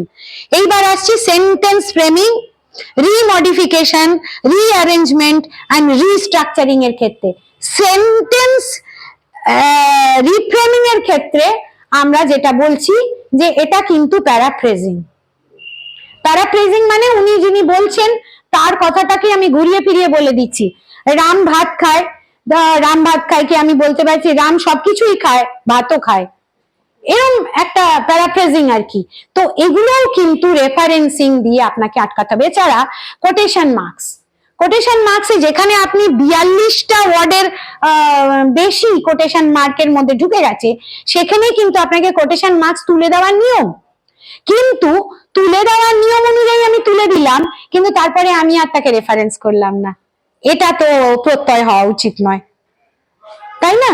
তুলে দিলাম আমি কোটেশন ওয়ার্ডটাকে, কোটেশন ইনভার্টেড কমাস উঠিয়ে দিলাম, ডাইরেক্ট নারেশনও তুলে দিলাম, ডাইরেক্ট স্পিচে যেটা বলা আছে সেটাও তুলে দিলাম, ইনডাইরেক্টও করে দিলাম, কিন্তু আর তাকে রেফারেন্স করলাম না। সেই জিনিসটা কিন্তু ফিচারটা এই প্লেজারিজম সফটওয়্যারের মধ্যে থাকতে হবে, যাতে ও বুঝতে পারে। যাতে আমাদের কম্পিউটার গুলো তো অসম্ভব স্মার্ট, আপনি দুবার তিনবার একটা ফাইলে একটা জিনিস সেভ করুন, চতুর্থবার আপনাকে বলতে হবে না, ও নিজেই ফাইলটা দেখিয়ে দেবে, এই file, isn't it? That is why it is called artificial intelligence, তাই না? আর্টিফিশিয়াল ইন্টেলিজেন্স কেন বলবো আমরা কম্পিউটারকে, যদি না সে আর্টিফিশিয়াল ইন্টেলিজেন্সটা দেখাতে পারে, দেখাচ্ছে বলেই তো বলছি, এবং সে তো বিভিন্ন জায়গায় ওই জিনিসগুলো করছে। এবং আপনি এই যে পিকচার ম্যাপিং, আমি আপনাদেরকে 3টে পিকচার দেখিয়েছি, ওই 3টে পিকচার দেখানো মাত্র আপনারা চিনে গেলেন। এমনও হয় অনেক জায়গায় এরকম ফেস ইউজ করা হয়ে গেছে, কিন্তু সেখানে নামটা ইউজ করা হয়নি, এরকম অনেক জায়গায় হচ্ছে। রিস্ট্রাকচারিং, ওটাও তার মধ্যেই পড়ছে। এবার কি বলছে, ডাউনলোডিং দি প্লেজিয়ারিজম রিপোর্ট। এই যে সফটওয়্যার, এই সফটওয়্যারের মধ্যে এই ক্যাপাসিটিটাও থাকতে হবে যে প্লেজিয়ারাইজ যে আমার রিপোর্টটা, সেই রিপোর্টটা যেন ডাউনলোড করার পর আমি দুটোকে কম্পেয়ার করে দেখতে পারি যে কতখানি প্লেজিয়ারাইজড, কোন জায়গায় প্লেজিয়ারাইজড, কোথা থেকে প্লেজিয়ারাইজ, সাইটেশন ডকুমেন্টটা দিচ্ছে কিনা। সাইটেশন ডকুমেন্টটা ওরা কি করে, এই ধরনের ভালো সফটওয়্যাররা অ্যাটাচ করে আপনার ফাইলের সাথে আপনাকে পাঠিয়ে দেবে, কেমন? তাহলে আপনি বুঝতে পারবেন যে আমার যে জিনিসটা আমি জানতাম না যে অমুক জায়গায় আমার মতন একজন কথা বলেছেন, তার ডকুমেন্টের সাথে সমান সমান আমার ডকুমেন্ট, এবং ওই ডকুমেন্টটা আমাকে তাহলে পাল্টাতে হবে, লেখাটা পাল্টাতে হবে, চেঞ্জ করতে হবে, কেমন? সেই জিনিসটা এখানে ডাউনলোডের ক্ষেত্রে বলা হয়েছে। আর এটা হচ্ছে ক্লাউডের কথা বলছে। এই ক্লাউডের কথা আমি অলরেডি বলেছি যে যদি দেখেন যে আমার সফটওয়্যার ক্যাপাসিটি কম, সে তখন নেট কানেক্ট করতে বলবে, নট গেটিং দি মানে related document, connect it with internet বলবে, বললে তখন আপনাকে সঙ্গে সঙ্গে আপনার সফটওয়্যারকে কানেক্ট করতে হবে, অর্থাৎ আপনার ওই ডকুমেন্টকে কানেক্ট করতে হবে ইন্টারনেটের সঙ্গে। কানেক্ট করলেই আপনি দেখতে পাবেন যে আপনার সাথে আর কারা কারা এক মনোভাবাপন্ন একরকম কথা বলছেন। এই জায়গাটায় অনেক কথা আছে এক মনোভাবাপন্ন, আমার ইচ্ছেও আছে আপনাদেরকে একটু বলা। দেখি টাইমটা কিরকম, তো প্রায় 3টে কটা বাজে, 4:20 হয়ে গেল। আচ্ছা, টাইম ইজ ভেরি মানে লেস। আচ্ছা, comparison of specific similarity, support for সিভারাল language, language support যেটা বলেছিলাম আগে, যে ল্যাঙ্গুয়েজের সাপোর্ট সিস্টেমটা থাকতে হবে। তা না হলে কিন্তু মানে মনে করুন আপনি ইংলিশ টু ইংলিশ দেখছেন, এবার তার মধ্যে আপনি বাংলার ডকুমেন্ট চেক করতে দিয়েছেন, তো করতে পারবে না। তার মানে সেই সফটওয়্যারের আমরা যেটা বলি ইউনিকোড সিস্টেম ফ্যাসিলিটিটা তার ভিতরে বিল্ট ইন থাকতে হবে, এবং ইউনিকোড থাকলে পরে ও কি করবে, যেটা আপনারা গুগলে আজকাল দেখছেন মারাঠি, বাংলা, নানান ল্যাঙ্গুয়েজে ওরা নিচে দিচ্ছে না, অপশন দিচ্ছে, আপনি সেখানে নিজের ল্যাঙ্গুয়েজে গিয়ে আপনি নিজের you can give your own language and you can change it according to your wish and will. So that is a compulsory feature for a plagiarism software, where you need to have a lingual facility. এটা যত বেশি language facility আপনি রাখবেন, ওর তত বেশি domain area of ফাংশনালিটিটা বাড়বে। কিন্তু পেছনে সেই একটাই কম্পিউটারাইজ সিস্টেম কাজ করে, যেটা ইউনিকোড। ইউনিকোড কাজ করলে যে কোনো ল্যাঙ্গুয়েজেও চলে যেতে পারবে, ঠিক আছে। আচ্ছা, এছাড়া আছে হচ্ছে আপনার এনাবেল ওয়েব পেজেস, তো বলেছি আমি, ওভারঅল স্কোর, সাইটেশন বিল্ডিং, সাবমিশনের ডেট, এটাও কিন্তু খুব ইম্পর্টেন্ট। মনে করুন আপনি আজকে একটা কিছু সাবমিট করেছেন, ডেট হচ্ছে 9 জানুয়ারি 2024, আপনি সাবমিট করে দিয়ে ভুলে গেছেন, হ্যাঁ, ভুলে গিয়ে আপনি 2 মাস বাদে ওটাকে বার করছেন। আপনাদের সোশ্যাল সায়েন্স বা আমাদের সোশ্যাল সায়েন্স বা হিউম্যানিটিজ এর ক্ষেত্রে এই সমস্যাগুলো খুব একটা নয়। সমস্যাগুলো কোথায় বলুন তো?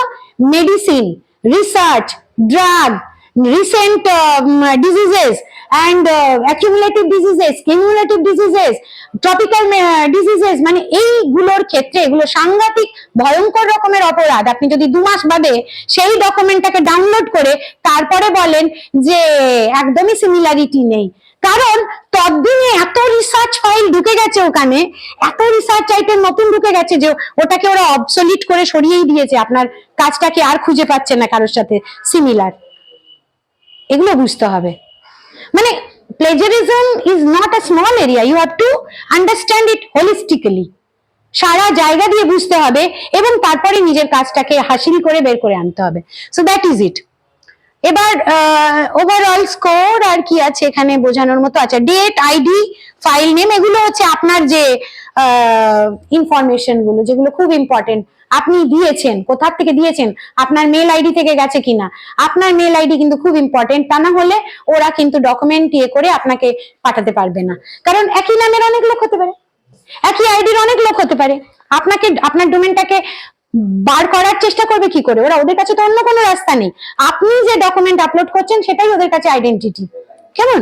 So these are the common features of plagiarism software which you need to find out before you use it or install it in your college library system. Library দিয়েই জেনারেলি হচ্ছে, সব জায়গাতেই লাইব্রেরিয়ানরাই হেল্প করছে। কোথাও কোথাও কিছু অ্যাসিস্ট্যান্ট প্রফেসররা আছেন যারা এটা সম্বন্ধে খুব অবগত, তারা এসে কলেজকে হেল্প করছেন, ইউনিভার্সিটিতে তো এটা লাইব্রেরির থ্রু দিয়েই হচ্ছে, কারণ ওটা ম্যান্ডেটরি রুলের মধ্যে পড়ে গেছে। Before submission you have to go through the library and then get the report and attach the report with the PhD thesis or dissertation of MPhil or any other dissertation, postdoc or delete, and then you get the green signal that you can submit, your thing is out of plagiarism.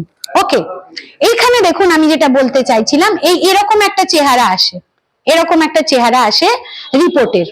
এখানে দেখুন 29, 73%, 2%, 1 করে দেখানো আছে। এরকম বিভিন্ন রকমের citation আপনি দেখতে পাবেন প্লেজারিজম চেকের। আচ্ছা, এ গেল। ইফেক্টিভিটির কথা বলি। কিছু সায়েন্টিস্টরা এটার ইফেক্টিভিটি নিয়ে কথা বলেছেন, যে উনি বলছেন যে প্লেজারিজম সফটওয়্যারের মানে যেটা ফিচার, তার মধ্যে এই গুণটা থাকা উচিত যে কি করে মিনিমাইজ করে দেওয়া যায় প্লেজারিজম। ভয়ঙ্কর কথা, কারণ তাহলে সফটওয়্যারটাকে প্রতি রাত প্রতিদিন আপডেটেড হতে হবে।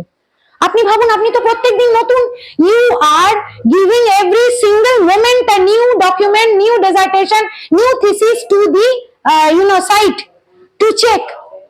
and throughout the world it is coming every minute, every second.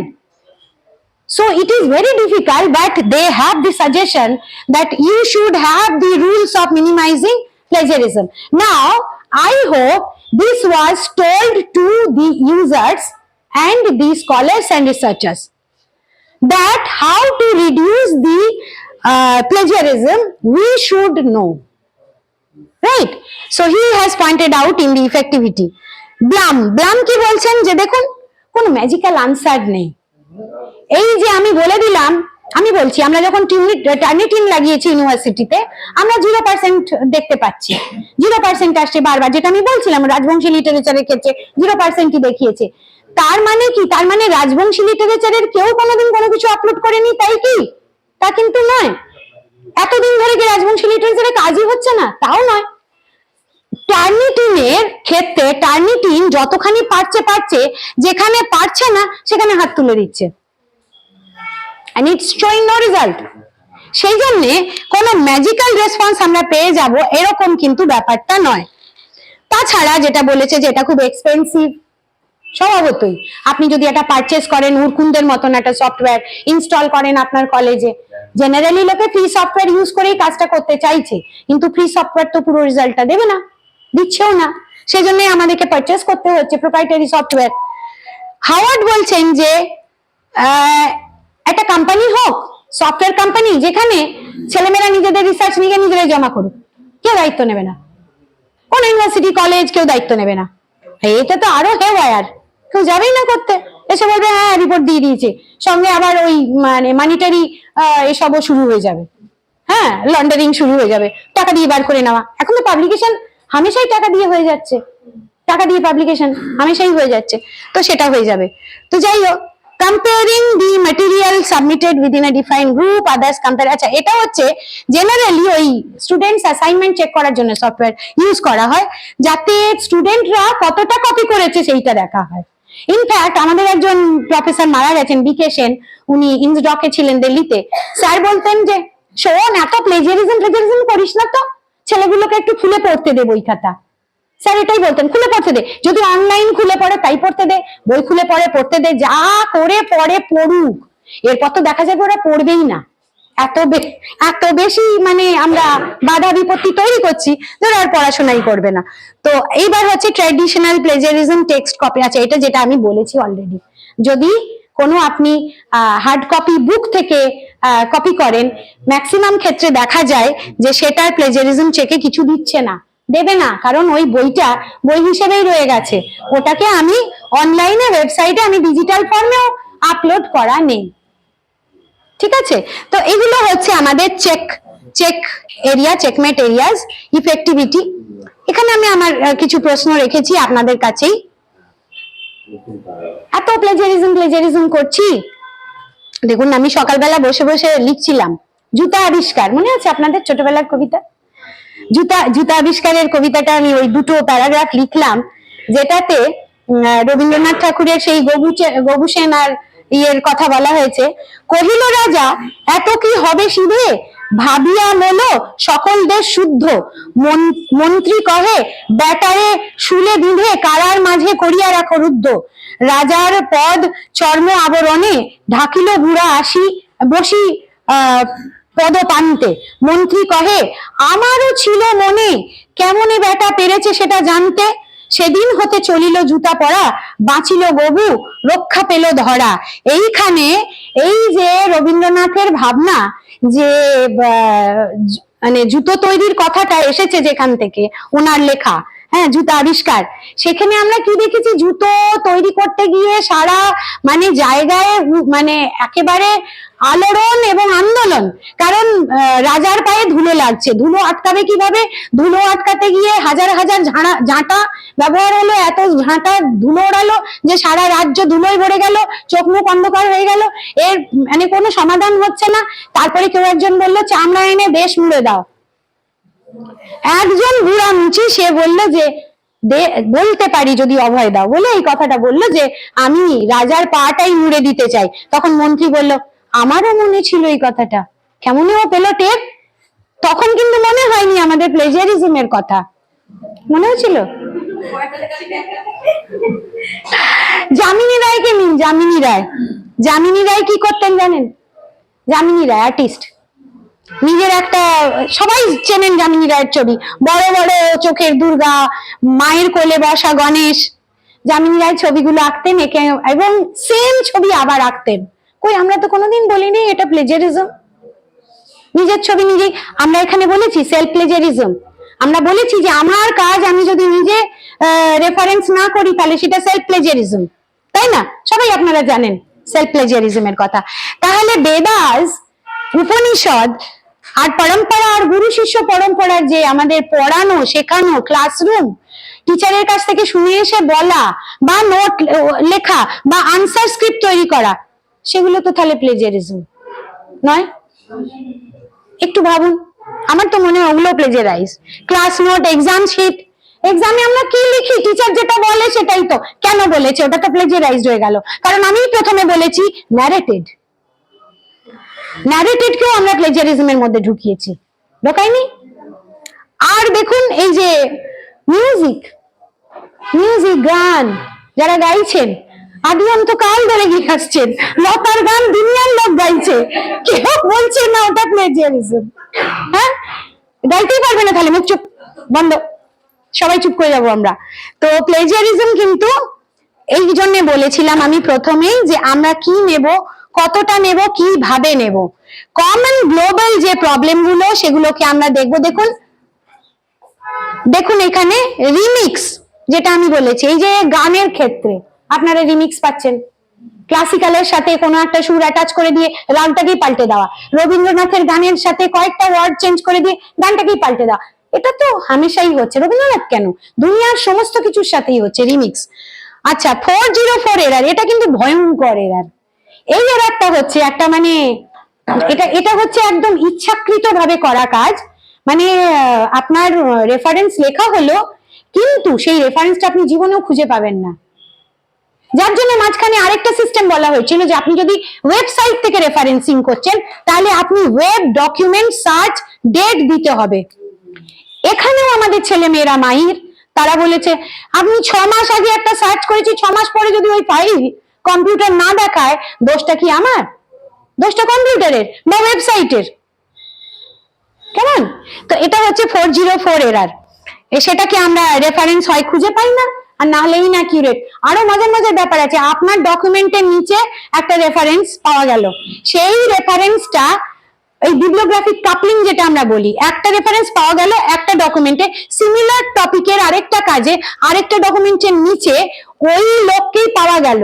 এবার ইনি কি করলেন, এই ডকুমেন্টের রেফারেন্সটা তো দিলেনই না, ওই ডকুমেন্টের রেফারেন্সও দিলেন না, শুধু ওই ভদ্রলোকের রেফারেন্সটা তুলে নিজের ইয়েতে নিয়ে চলে এলেন। এবার কোথা থেকে আনলেন?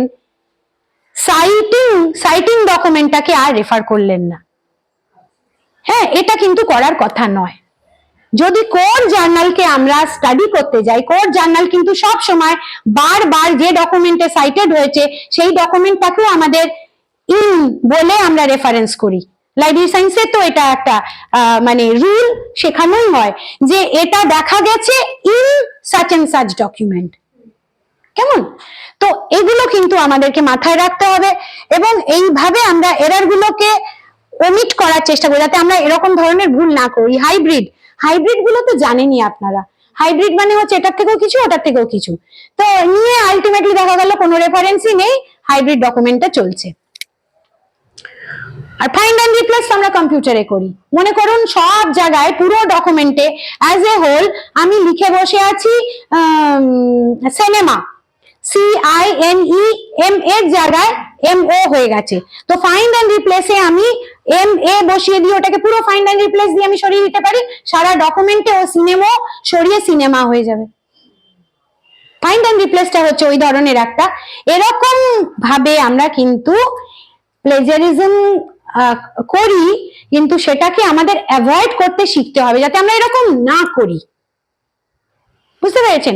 একটা ওয়ার্ডকে আমি সরাচ্ছি, একটা কোনো ওয়ার্ড বারবার আমাদের যেরকম লাইব্রেরি সায়েন্সে আরেকটা যে ম্যাথমেটিশিয়ান জিপসের একটা রুল পড়ানো হয় বিবলিওমেট্রিক্সে, যে একটা ডকুমেন্টের ভেতরে প্রথমে যখন আমরা মনে করুন একটা এসে, খুব সিম্পল একটা উদাহরণ দিচ্ছি, নদীকে নিয়ে যখন আমরা এসে লিখছি তখন আমরা প্রথমে নদী নদী নদী নদী লিখলাম, এবং যত ডকুমেন্টের ভেতরে ভেতরে ঢুকছি তখন আর নদী নদী না বলে ইহা ইহা বলতে থাকি। বা যদি রামকে নিয়ে কিছু লিখছি, রাম রাম রাম রাম না বলে হি হি হি হিতে চলে যাব প্রোনাউনে।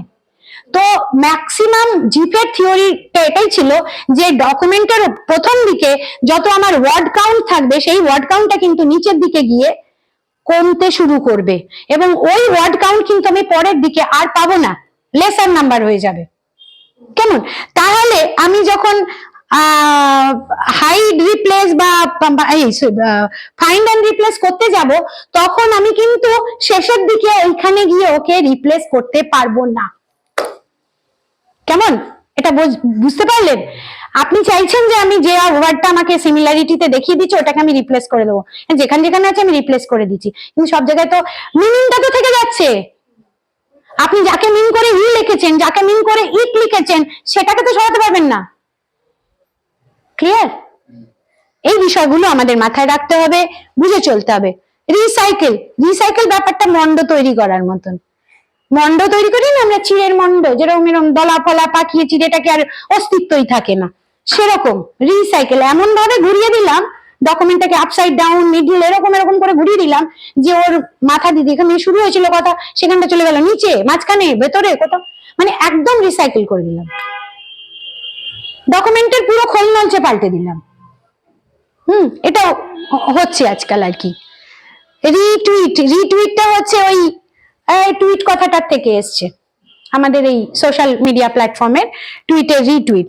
যাই হোক, তো এই যে এরিয়াগুলো, এটা রিটুইটের ক্ষেত্রে যে এখানে আমি লিখেছি যে citation is referred to but it is no difference between the original work and author's work. আমরা অরিজিনাল ওয়ার্ক, অথারের ওয়ার্ক কোনোটাতেই কোনো ডিফারেন্স পাবেন না। ওই সামনে হয়তো দেখলেন যে রিটুইট লেখা আছে, একজন বলেছে সেটাকে আবার একজন বললো, এটা সোশ্যাল মিডিয়ার ব্যাপার, এটা আমাদের রিসার্চের একাডেমিক ব্যাপার নয়, আমরা একাডেমিতে এগুলো ব্যবহার করিও না। তো যাই হোক, পুরোপুরি আইডিয়া চুরি করাটা তো একটা কমন ফ্যাক্টর, বহুদিন ধরে হয়ে আসছে। রিসাইকেল বললাম, 404 এরার বললাম। তাহলে কি দাঁড়ালো ব্যাপারটা, যে প্লেজারিজম কিন্তু আমরা কোনোভাবেই অ্যাকসেপ্ট করতে পারবো না। প্লেজারিজম আমাদেরকে অ্যাভয়েড করতে হবে, এবং যে যে পদ্ধতিতে করা যায় প্রত্যেকটা পদ্ধতিকে আমাদের ধরে ধরে মেনে মেনে চলতে হবে, তা না হলে আমাদের কাজ আমাদের কাছেই আমাদেরকে ছোট করবে, তাই না? আমরা আমাদের নিজেদের কাজেই নিজেরা ছোট হয়ে যাব। যেখানে আমি স্কলারলি কাজ করছি, ইন্টেলেকচুয়াল আউটপুট দিচ্ছি, আমার ব্রেনের ফাংশনটাকে আমি পাবলিশাইজ করার চেষ্টা করছি, সেখানে সেটা না হয়ে আমার যেটা হবে সেটা হচ্ছে I will have a downgraded work which I have produced on my own consciousness, সব জ্ঞানে করেছি। তো সেই কারণে intellectual thieving cannot be tolerated. A better software, compulsory anti-plagiarism check, এগুলো খুব necessary একাডেমিয়াতে। Installing down this plagiarism to initial schools, আমি যেটা প্রথমে বলেছিলাম যে প্রজেক্ট করার কথা, কোনো না কোনো ভাবে আমাদের ছেলে মেয়েদেরকে বিবলিওগ্রাফি লেখা শেখাতে হবে, যেটা আমরা আমাদের কাছে ইউনিভার্সিটিতে ওরা আসে তো কলেজ টলেজ পড়ে, তো আমরা ওদেরকে প্রথম থেকেই স্টার্ট করে দিই, কোথায় কবে রিসার্চ করবে আমার জানার দরকার নেই, ডে 1 থেকে অ্যাসাইনমেন্ট লিখতে শুরু করলো, অ্যাসাইনমেন্টে আমরা এক্ষুনি লাইব্রেরিতে চলে যাও, রিসার্চ কাকে বলে, হোয়াট ইজ রিসার্চ, 5টা ডেফিনেশন লিখে নিয়ে এসো, 5টার বিবলিওগ্রাফি যেন খাতার নিচে থাকে, ব্যাস ওই শুরু, আর তারপরে পিএইচডি পোস্টডক করে গিয়ে শেষ। তাহলে আমার ছেলে মেয়েদেরকে শেখানোর কোনো অসুবিধা হলো না। ছেলে মেয়েদেরকে যদি শিখিয়েই দিই যেটা ভুল রাস্তা, এটাই হেঁটো না, সে তো হাঁটবে না, তাই না? আমার সফটওয়্যারও লাগবে না অ্যাকচুয়ালি। আগেকার দিনে তো পিএইচডি প্রচুর হয়েছে, আমাদেরই মাস্টারমশাইরা যারা পিএইচডি করেছেন, আমি যখন করেছি তখনও এতটা মানে প্লেজারিজমের খেলা ছিল না, অনেক কিছু ছিল না। মাস্টারমশাইরা বাড়িতে ওই বই টেনে আনতে বলতেন, আমারও হয়েছে, আমার ছিল হেলথ ইনফরমেশনের উপর, আমার হেলথ ইনফরমেশনের এত এত জার্নাল আমি নিজে স্যারের বাড়িতে দিয়ে আসতাম, দাগিয়ে পেপার ঢুকিয়ে দিয়ে যাবে বলতেন, দাগাবে লাইনটা, দাগাবে, দাগিয়ে ওই আমরা কি বুকমার্ক লাগাই, বুকমার্ক লাগিয়ে বইগুলো রেডি করে দিয়ে যাবে, যাতে আমার 1 মিনিটের সময় নষ্ট না হয়, আমি যেন রেফারেন্সে চেক করতে পারি তুমি কোথা থেকে নিয়েছো। অন টপ অফ দ্যাট রেফারেন্সে সেন্টেন্স গন্ডগোল লেখা আছে, উনি আমায় বকা দিয়েছেন। কেন বকেছেন? এই তোমরা সেন্টেন্সটা ভুল লেখেন। স্যার এটা আমার নয় তো, এটা তো রেফারেন্স স্যার। মানে আমি রেফারেন্সটা কারেক্ট করে দেবো? বলছেন হ্যাঁ কারেক্ট করে দে, কারেক্ট করে দাও, কারেক্ট করে লেখো, কারেক্ট করে লিখতে হবে, তা না হলে ওই গ্রামাটিক্যাল এরারটা অন্য সময় যখন তোমার এক্সপার্ট দেখবে তখন কিন্তু ওটা কারেকশন হিসেবে তুমি ইউজ করতে পারবে না। তাহলে তোমার নিজের ডকুমেন্টটাও তোমাকে নিজেকে বারবার চেক করতে হচ্ছে, এবং রেফারেন্স দেওয়া সত্ত্বেও চেক করতে হচ্ছে যে আমি রেফারেন্সের সেন্টেন্স, যে স্ট্রাকচারিং বললাম একটু আগে, স্ট্রাকচারিংটা ঠিক আছে কিনা। কেমন? এই হচ্ছে নানান দিক যেগুলো আমি বললাম। সময় আছে হাতে অনেকটা, 15-20 মিনিট, আমার অন্য স্লাইড গুলো দেখানো হবে না। লিঙ্কস এন্ড রেফারেন্স, এই যে এগুলো দেখুন, এগুলো চেনেন? চিনতে পারছেন কেউ? ছবিগুলো দেখুন না, ছবিগুলো দেখলে কি মনে হচ্ছে? 3টে ছবি, 3টে সাল দিয়েছি। 1633 ওই ছবিটা এখানে দেওয়া আছে 2016-তে, 2015। এগুলো হচ্ছে old masters copy, old masters copy. এবার এইগুলো বারে বারে কপি হয়েছে, বহু বহু জায়গায় কপি হয়েছে, এবং এগুলো আর্টিস্টরাই কপি করেন। কারণ যে একখানা কপি ধরে নিন আপনার ব্রিটেনে, হামশায়ারে বা কোনো জায়গায় রয়েছে একটা জিনিস, সেখান থেকে তো আপনি ওটা ইচ্ছে করলে আপনার ঘরে রাখতে পারেন না। কি করে রাখবেন? আপনি ওই অয়েলটা তৈরি করতে গেলে আপনাকে আর্টিস্টকে দিয়ে ম্যাক্রো ট্রান্সফার করাতে হয়, ম্যাক্রো ট্রান্সফার, এবং তারপরে যে অয়েল পেন্টিংটা তৈরি হয় ওটা আর অরিজিনালটা দেখে আপনি কোনো ডিফারেন্স পাবেন না। তো এটা কি প্লেজিয়ারিজম?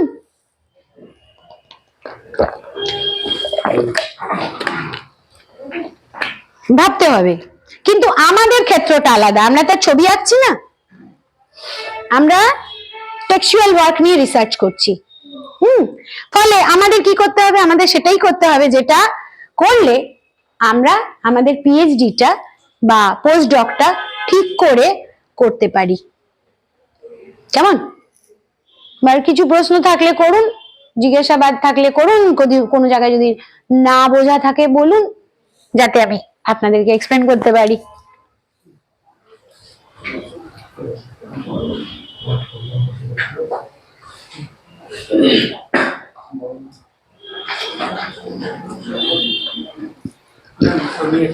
হ্যাঁ হ্যাঁ বলুন। সেটা হচ্ছে একটা মিসকনসেপশন আমি আমার ক্ষেত্রে দেখেছি।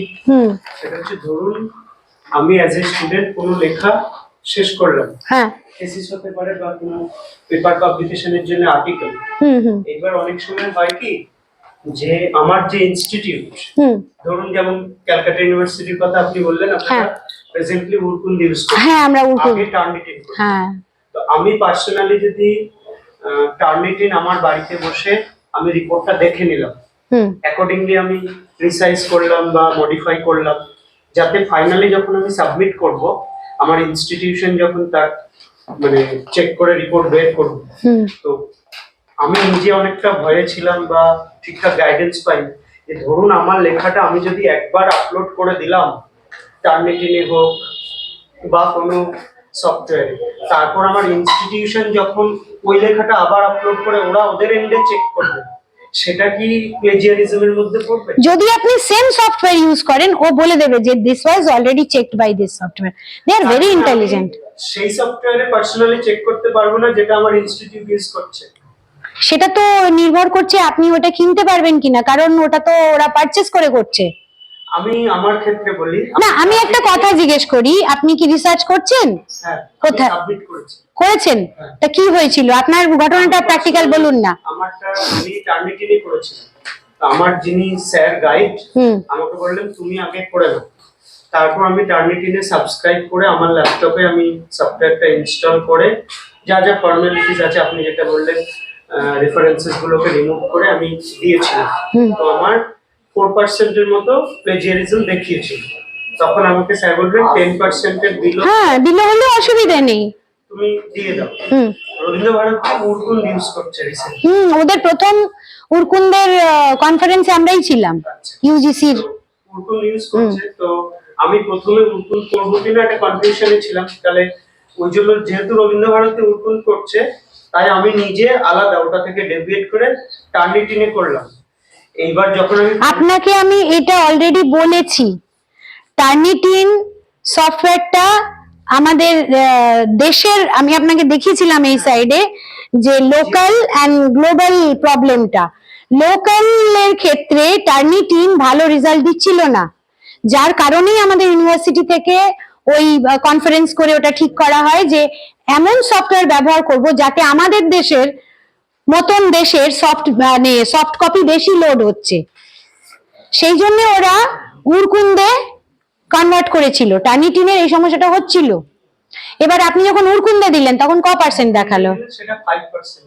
তাহলে খুব একটা কিছু ডিফ্লেকশন তো নয়, খুব একটা কিছু ডিফ্লেকশন না। যদি ভুল করে উরকুন্দে করে ফেলতাম, হ্যাঁ ভুল করে কেন? ভুল করে বলতে ধরুন আমার সাথে যারা আরো স্কলাররা আছে, একজন এইরকম করে ফেলেছে অলরেডি, তার 6 চ্যাপ্টারের মতো হয়েছে এখনো অবধি, সে উরকুন্দে দেখে নিয়েছে যাতে করে একবারে ফাইনালি গিয়ে আটকে না যায়, আগে থাকতেই দেখে নিচ্ছে। বিস্কুট লাগবে না? তো এখন তার এন্ডে প্রবলেমটা এটা, যখন ইউনিভার্সিটি ফাইনালি আবার ফেলবে, ইউনিভার্সিটির লাইব্রেরিয়ান যিনি আছেন হেড, তিনি যখন আবার করবেন, তাহলে উরকুন্দে দুবার তার থিসিসটা পড়ছে। একবার স্টুডেন্ট, একটা লোকের ওই যে কি বললাম আমি, আপনি খেয়াল করেননি, mail, email ID and your details all are very important. ও নোট করে রেখে দেবে, ও ওখানে বলবে ইটস অলরেডি চেকড। সেটাই আমি জানতে চাইছি। ও বলবে ইট ইজ অলরেডি চেকড। ও কখনো আপনাকে মানে অন্ধকারে রাখবে না। They are very very sincere softwares and I tell you, Indian ছেলেমেয়েরা যতটা না জানে, অন্যান্য দেশের ছেলেমেয়েরা অনেক বেশি করেছে বলেই বিদেশে সফটওয়্যারের তৈরির সংখ্যা অনেক বেশি আমাদের ইন্ডিয়ানের থেকে। আমাদের ইন্ডিয়াতে যে সফটওয়্যার গুলো তৈরি হয়েছে তার সংখ্যা অনেক কম, কারণ আমরা ওই তো বললাম, তোমার হলো শুভ আমার হলো সারা গানটা শুনতে গিয়ে আমরা কোনোদিন ভাবিনি সুরটা প্লেজিয়ারাইজড কিনা, কারণ আমরা এই জিনিসটাই বিশ্বাস করি না। আমরা গুরু শিষ্য পরম্পরাতেই বিশ্বাস করি। একটা গান শিখতে গেলে প্রথমে ইমিটেটই করতে হয়। What she is singing, I have to sing that, and after developing that ability I will create my creative perspective to give pleasure to the audience.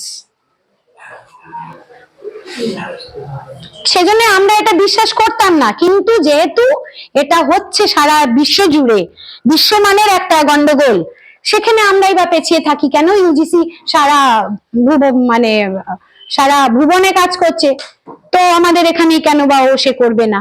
সেও এই নিয়মটা চালু করেছে এবং আমরা অনেক পরে নিয়েছি প্লেজারিজম কম্পালশনটা, যেটা অন্যান্য দেশে অনেক আগে হয়েছে। আপনি ভাবুন না, আপনি ওইসব জানতেন? সফটওয়্যারের ওই যে অ্যান্টিভাইরাস জানতেন? এটা জানতেন যে যে কোম্পানি ভাইরাস বানায় সেই কোম্পানি সফটওয়্যারটা নিজেরাই বানায়, তারপরে অ্যান্টিভাইরাসটা বানিয়ে বিক্রি করে, ভাইরাসটা লাগিয়ে দেয়, তারপরে জানতেন? এই তো অনেক কিছু আছে, কিন্তু আমরা ওগুলোতে কেন যাব? We will think about our own production, our own creative work, our own intellectual work should be our own.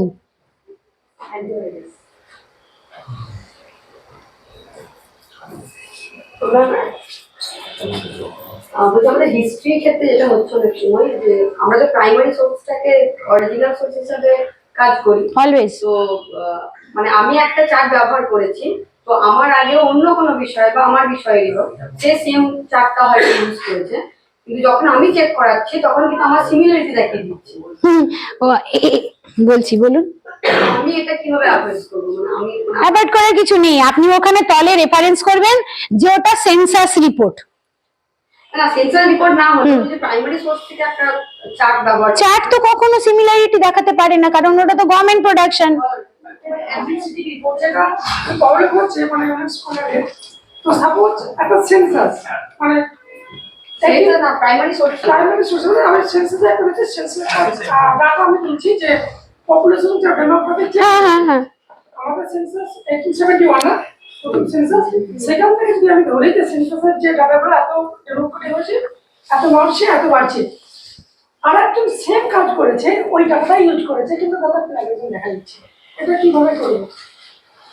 Data check তো আমাদের এই স্পেসিফিক প্লেজারিজম সফটওয়্যার আছে। হয়তো তার মানে ওটা ঘুমিয়েও স্ট্যাটিস্টিক্যাল ডেটার জন্য আপনি এটা ইউজ করবেন। আমি বলে দিচ্ছি, আমি কয়েকদিন ধরে এটা নিয়েই পড়াশোনা করলাম। স্ট্যাটিস্টিক্যাল ডেটাবেসের জন্য হচ্ছে আপনার জাস্ট এ মিনিট,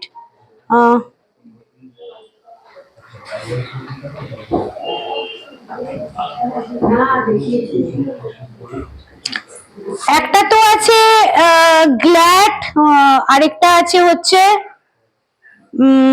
সিম, না সিম তো বললাম ইয়ের মাল্টিপল ফাইলস, যে প্লাগ বলে আপনি ইয়েতে গিয়ে গুগলে গিয়ে সার্চ দেবেন, লিখবেন ওখানে প্রবলেমটা, যে এই প্রবলেম সলভ করতে পারে এমন সফটওয়্যারের নাম দিন। শয়ে শয়ে সফটওয়্যার আছে যারা ডেটা মানে এনক্রিপ্টেড নেই এরকম ডেটার যখন সিমিলারিটি খুঁজে বার করছে, সেই ডেটাটা কোথার থেকে আমি সলভ করব কোন সফটওয়্যার দিয়ে ওখানে দিচ্ছে। হ্যাঁ, সেই হেল্পটা আপনি নিতে পারবেন। আর দ্বিতীয়ত হচ্ছে যদি ওটা সেন্সাস রিপোর্ট হয় তাহলে তো ওটা প্লেজারিজম যদি দেখায় তাহলে ওটা আপনার আমার মনে হয় সুপারভাইজারের বোঝা উচিত, বা উনি ওর উপরেও রিপোর্ট দিতে পারেন। রিপোর্টটা তো আমি দিতে পারবো না, যখন নোট করে দিচ্ছি ওরকম যে অটোমেটিক রিপোর্ট আছে। উরকুন্দে বেরোচ্ছে, এটা উরকুন্দে বেরিয়েছে। আপনি স্পেসিফিক প্রবলেমটা যদি আমার ফরওয়ার্ড করেন আমি আমার ইউনিভার্সিটি থেকে করে দেবো। হ্যাঁ, না প্রেস করলে আমাদের দিন, আমরা তো লাইব্রেরি সায়েন্সের লোক, আমাদের এগুলোই হেল্প করার কথা, তো পাঠিয়ে দেবেন। প্রাইমারি ডকুমেন্টস সেই মানে ওই টেবিলটা না দিলে বা ওই যে টেবিলটা এক্স্যাক্টলি যে টেবিলটা ওখানে না দিলে আমি অ্যানালিসিস করতে পারছি না, কিন্তু ওটা তো অ্যাকচুয়ালি কোনো কপি হয়েছে, আমি যা বলতে এক্স্যাক্ট দিচ্ছি ওটা কপি দেখিয়ে দিচ্ছে, কপি সিমিলার দেখিয়ে দিচ্ছে। ওই এটা ওই বিবলিওগ্রাফির মতন, বিবলিওগ্রাফি যদি দেন তাহলে বিবলিওগ্রাফিকে কপি দেখাবে। ঠিক আছে, আপনার স্পেসিফিক প্রবলেমটা আমি মাথায় নিলাম, আমি কালকেই ইউনিভার্সিটিতে ব্যাপারটা ফাইন্ড আউট করবো যে উরকুন্দের কোন জায়গাটায় ওটা চেঞ্জ করতে হবে গিয়ে কোড, তাহলে ওটা ঠিক করে দেবে, ওখানে কোড আছে। কিন্তু ওই সোর্সটা কেউ ইউজই করে না, কিন্তু যখনই আমি ওই রিপোর্টটা 1980 বা 1880 যে মানে আর্কাইভ থেকে যেটা এনেছি পুরনো, এরা কাছে কেউ ব্যবহারই করে না, তখন কিছু কপি সিমিলার দেখা না ব্যবহার অন্য বিষয়ে, সে হয়তো বাংলার ওই ডাটাটা ইউজ করেছে, হ্যাঁ করতেই পারে। হ্যাঁ, তো তখন সিমিলার দেখিয়ে দিচ্ছে, ওটাকে তাহলে রেফারেন্সে শো করতে হবে। দেখছি আমি, আমাকে একটু যদি পাঠান আমি ওটা ইউনিভার্সিটিতে ফাইন্ড আউট করে, কারণ আমাদের টেকনিশিয়ান আছে তো তার সাথে বসে প্রবলেম সলভ করে নেব। হ্যাঁ, এগুলো তো আমরা হ্যাঁ হ্যাঁ হ্যাঁ করে দেবো, ওটা প্রবলেম হবে না। আর কোনো প্রবলেম নেই? মানে সবাই ফুললি ইকুইপড হয়ে গেলেন টু ফাইট? একদম, citation, in text citation and manual use. আমরা যেটা ভুল করছি, রিসার্চ করতে গিয়ে ম্যানুয়াল সম্বন্ধে পড়াশোনা করবো না, বাবা জুজু, তো ওরম করলে চলবে না। আপনাকে প্রথমেই ম্যানুয়ালটাকে ভালো করে বোধগম্য করে নিতে হবে যে ম্যানুয়ালটা কি। রেফারেন্স ম্যানুয়ালে যেটা আমি ব্যবহার করছি সেটাই আমি ইনটেক সাইটেশনে দিচ্ছি কিনা। ইনটেক সাইটেশনের তো বাবা মা থাকে না, যার জন্য আমাদের এডিট করতে করতে মাথা ঘুরে যায়, 3-4 রকমের ম্যানুয়াল ব্যবহার করে ফেলে একটা ইয়েতে, রিসার্চ গাইডেন্সে। যার জন্য আমরা এটা রিসার্চ মেথোডোলজিতে পড়াই, কোর্স ওয়ার্কে পড়াই এবং আপনার ইয়েতে পড়াই। আমরা এমফিল আগে পড়াতাম, এখন তার এমফিল নেই, তো এমফিল এর সুযোগ উঠে গেল কোর্স ওয়ার্কে। একদম বুঝিয়ে বুঝিয়ে পড়ানো হয় literature review, bibliographical reference and manual use. এটা হচ্ছে মেজর এরিয়া রিসার্চ মেথোডোলজির। এগুলোর জন্য অনেক কিছু বই বা কিছু এই তো ডাউনলোডেবল বই কিনতে যাবেন কেন পয়সা খরচা করে? একটা বই, হ্যাঁ, বইটা খুব ভালো করে দেওয়া আছে, ওটা বুঝতে সুবিধা হবে, আমাদের পড়তে সুবিধা হবে। এইখানেই সমস্যার শুরু। টেকনিক্যাল পার্ট, এটা বই পড়া হবে না, তাহলে আর আমরা কি করব? মানে আরেকটা বিষয় আমার জানা ছিল, আমি যেটা ফেস করছি আর কি রিসার্চ করাতে যে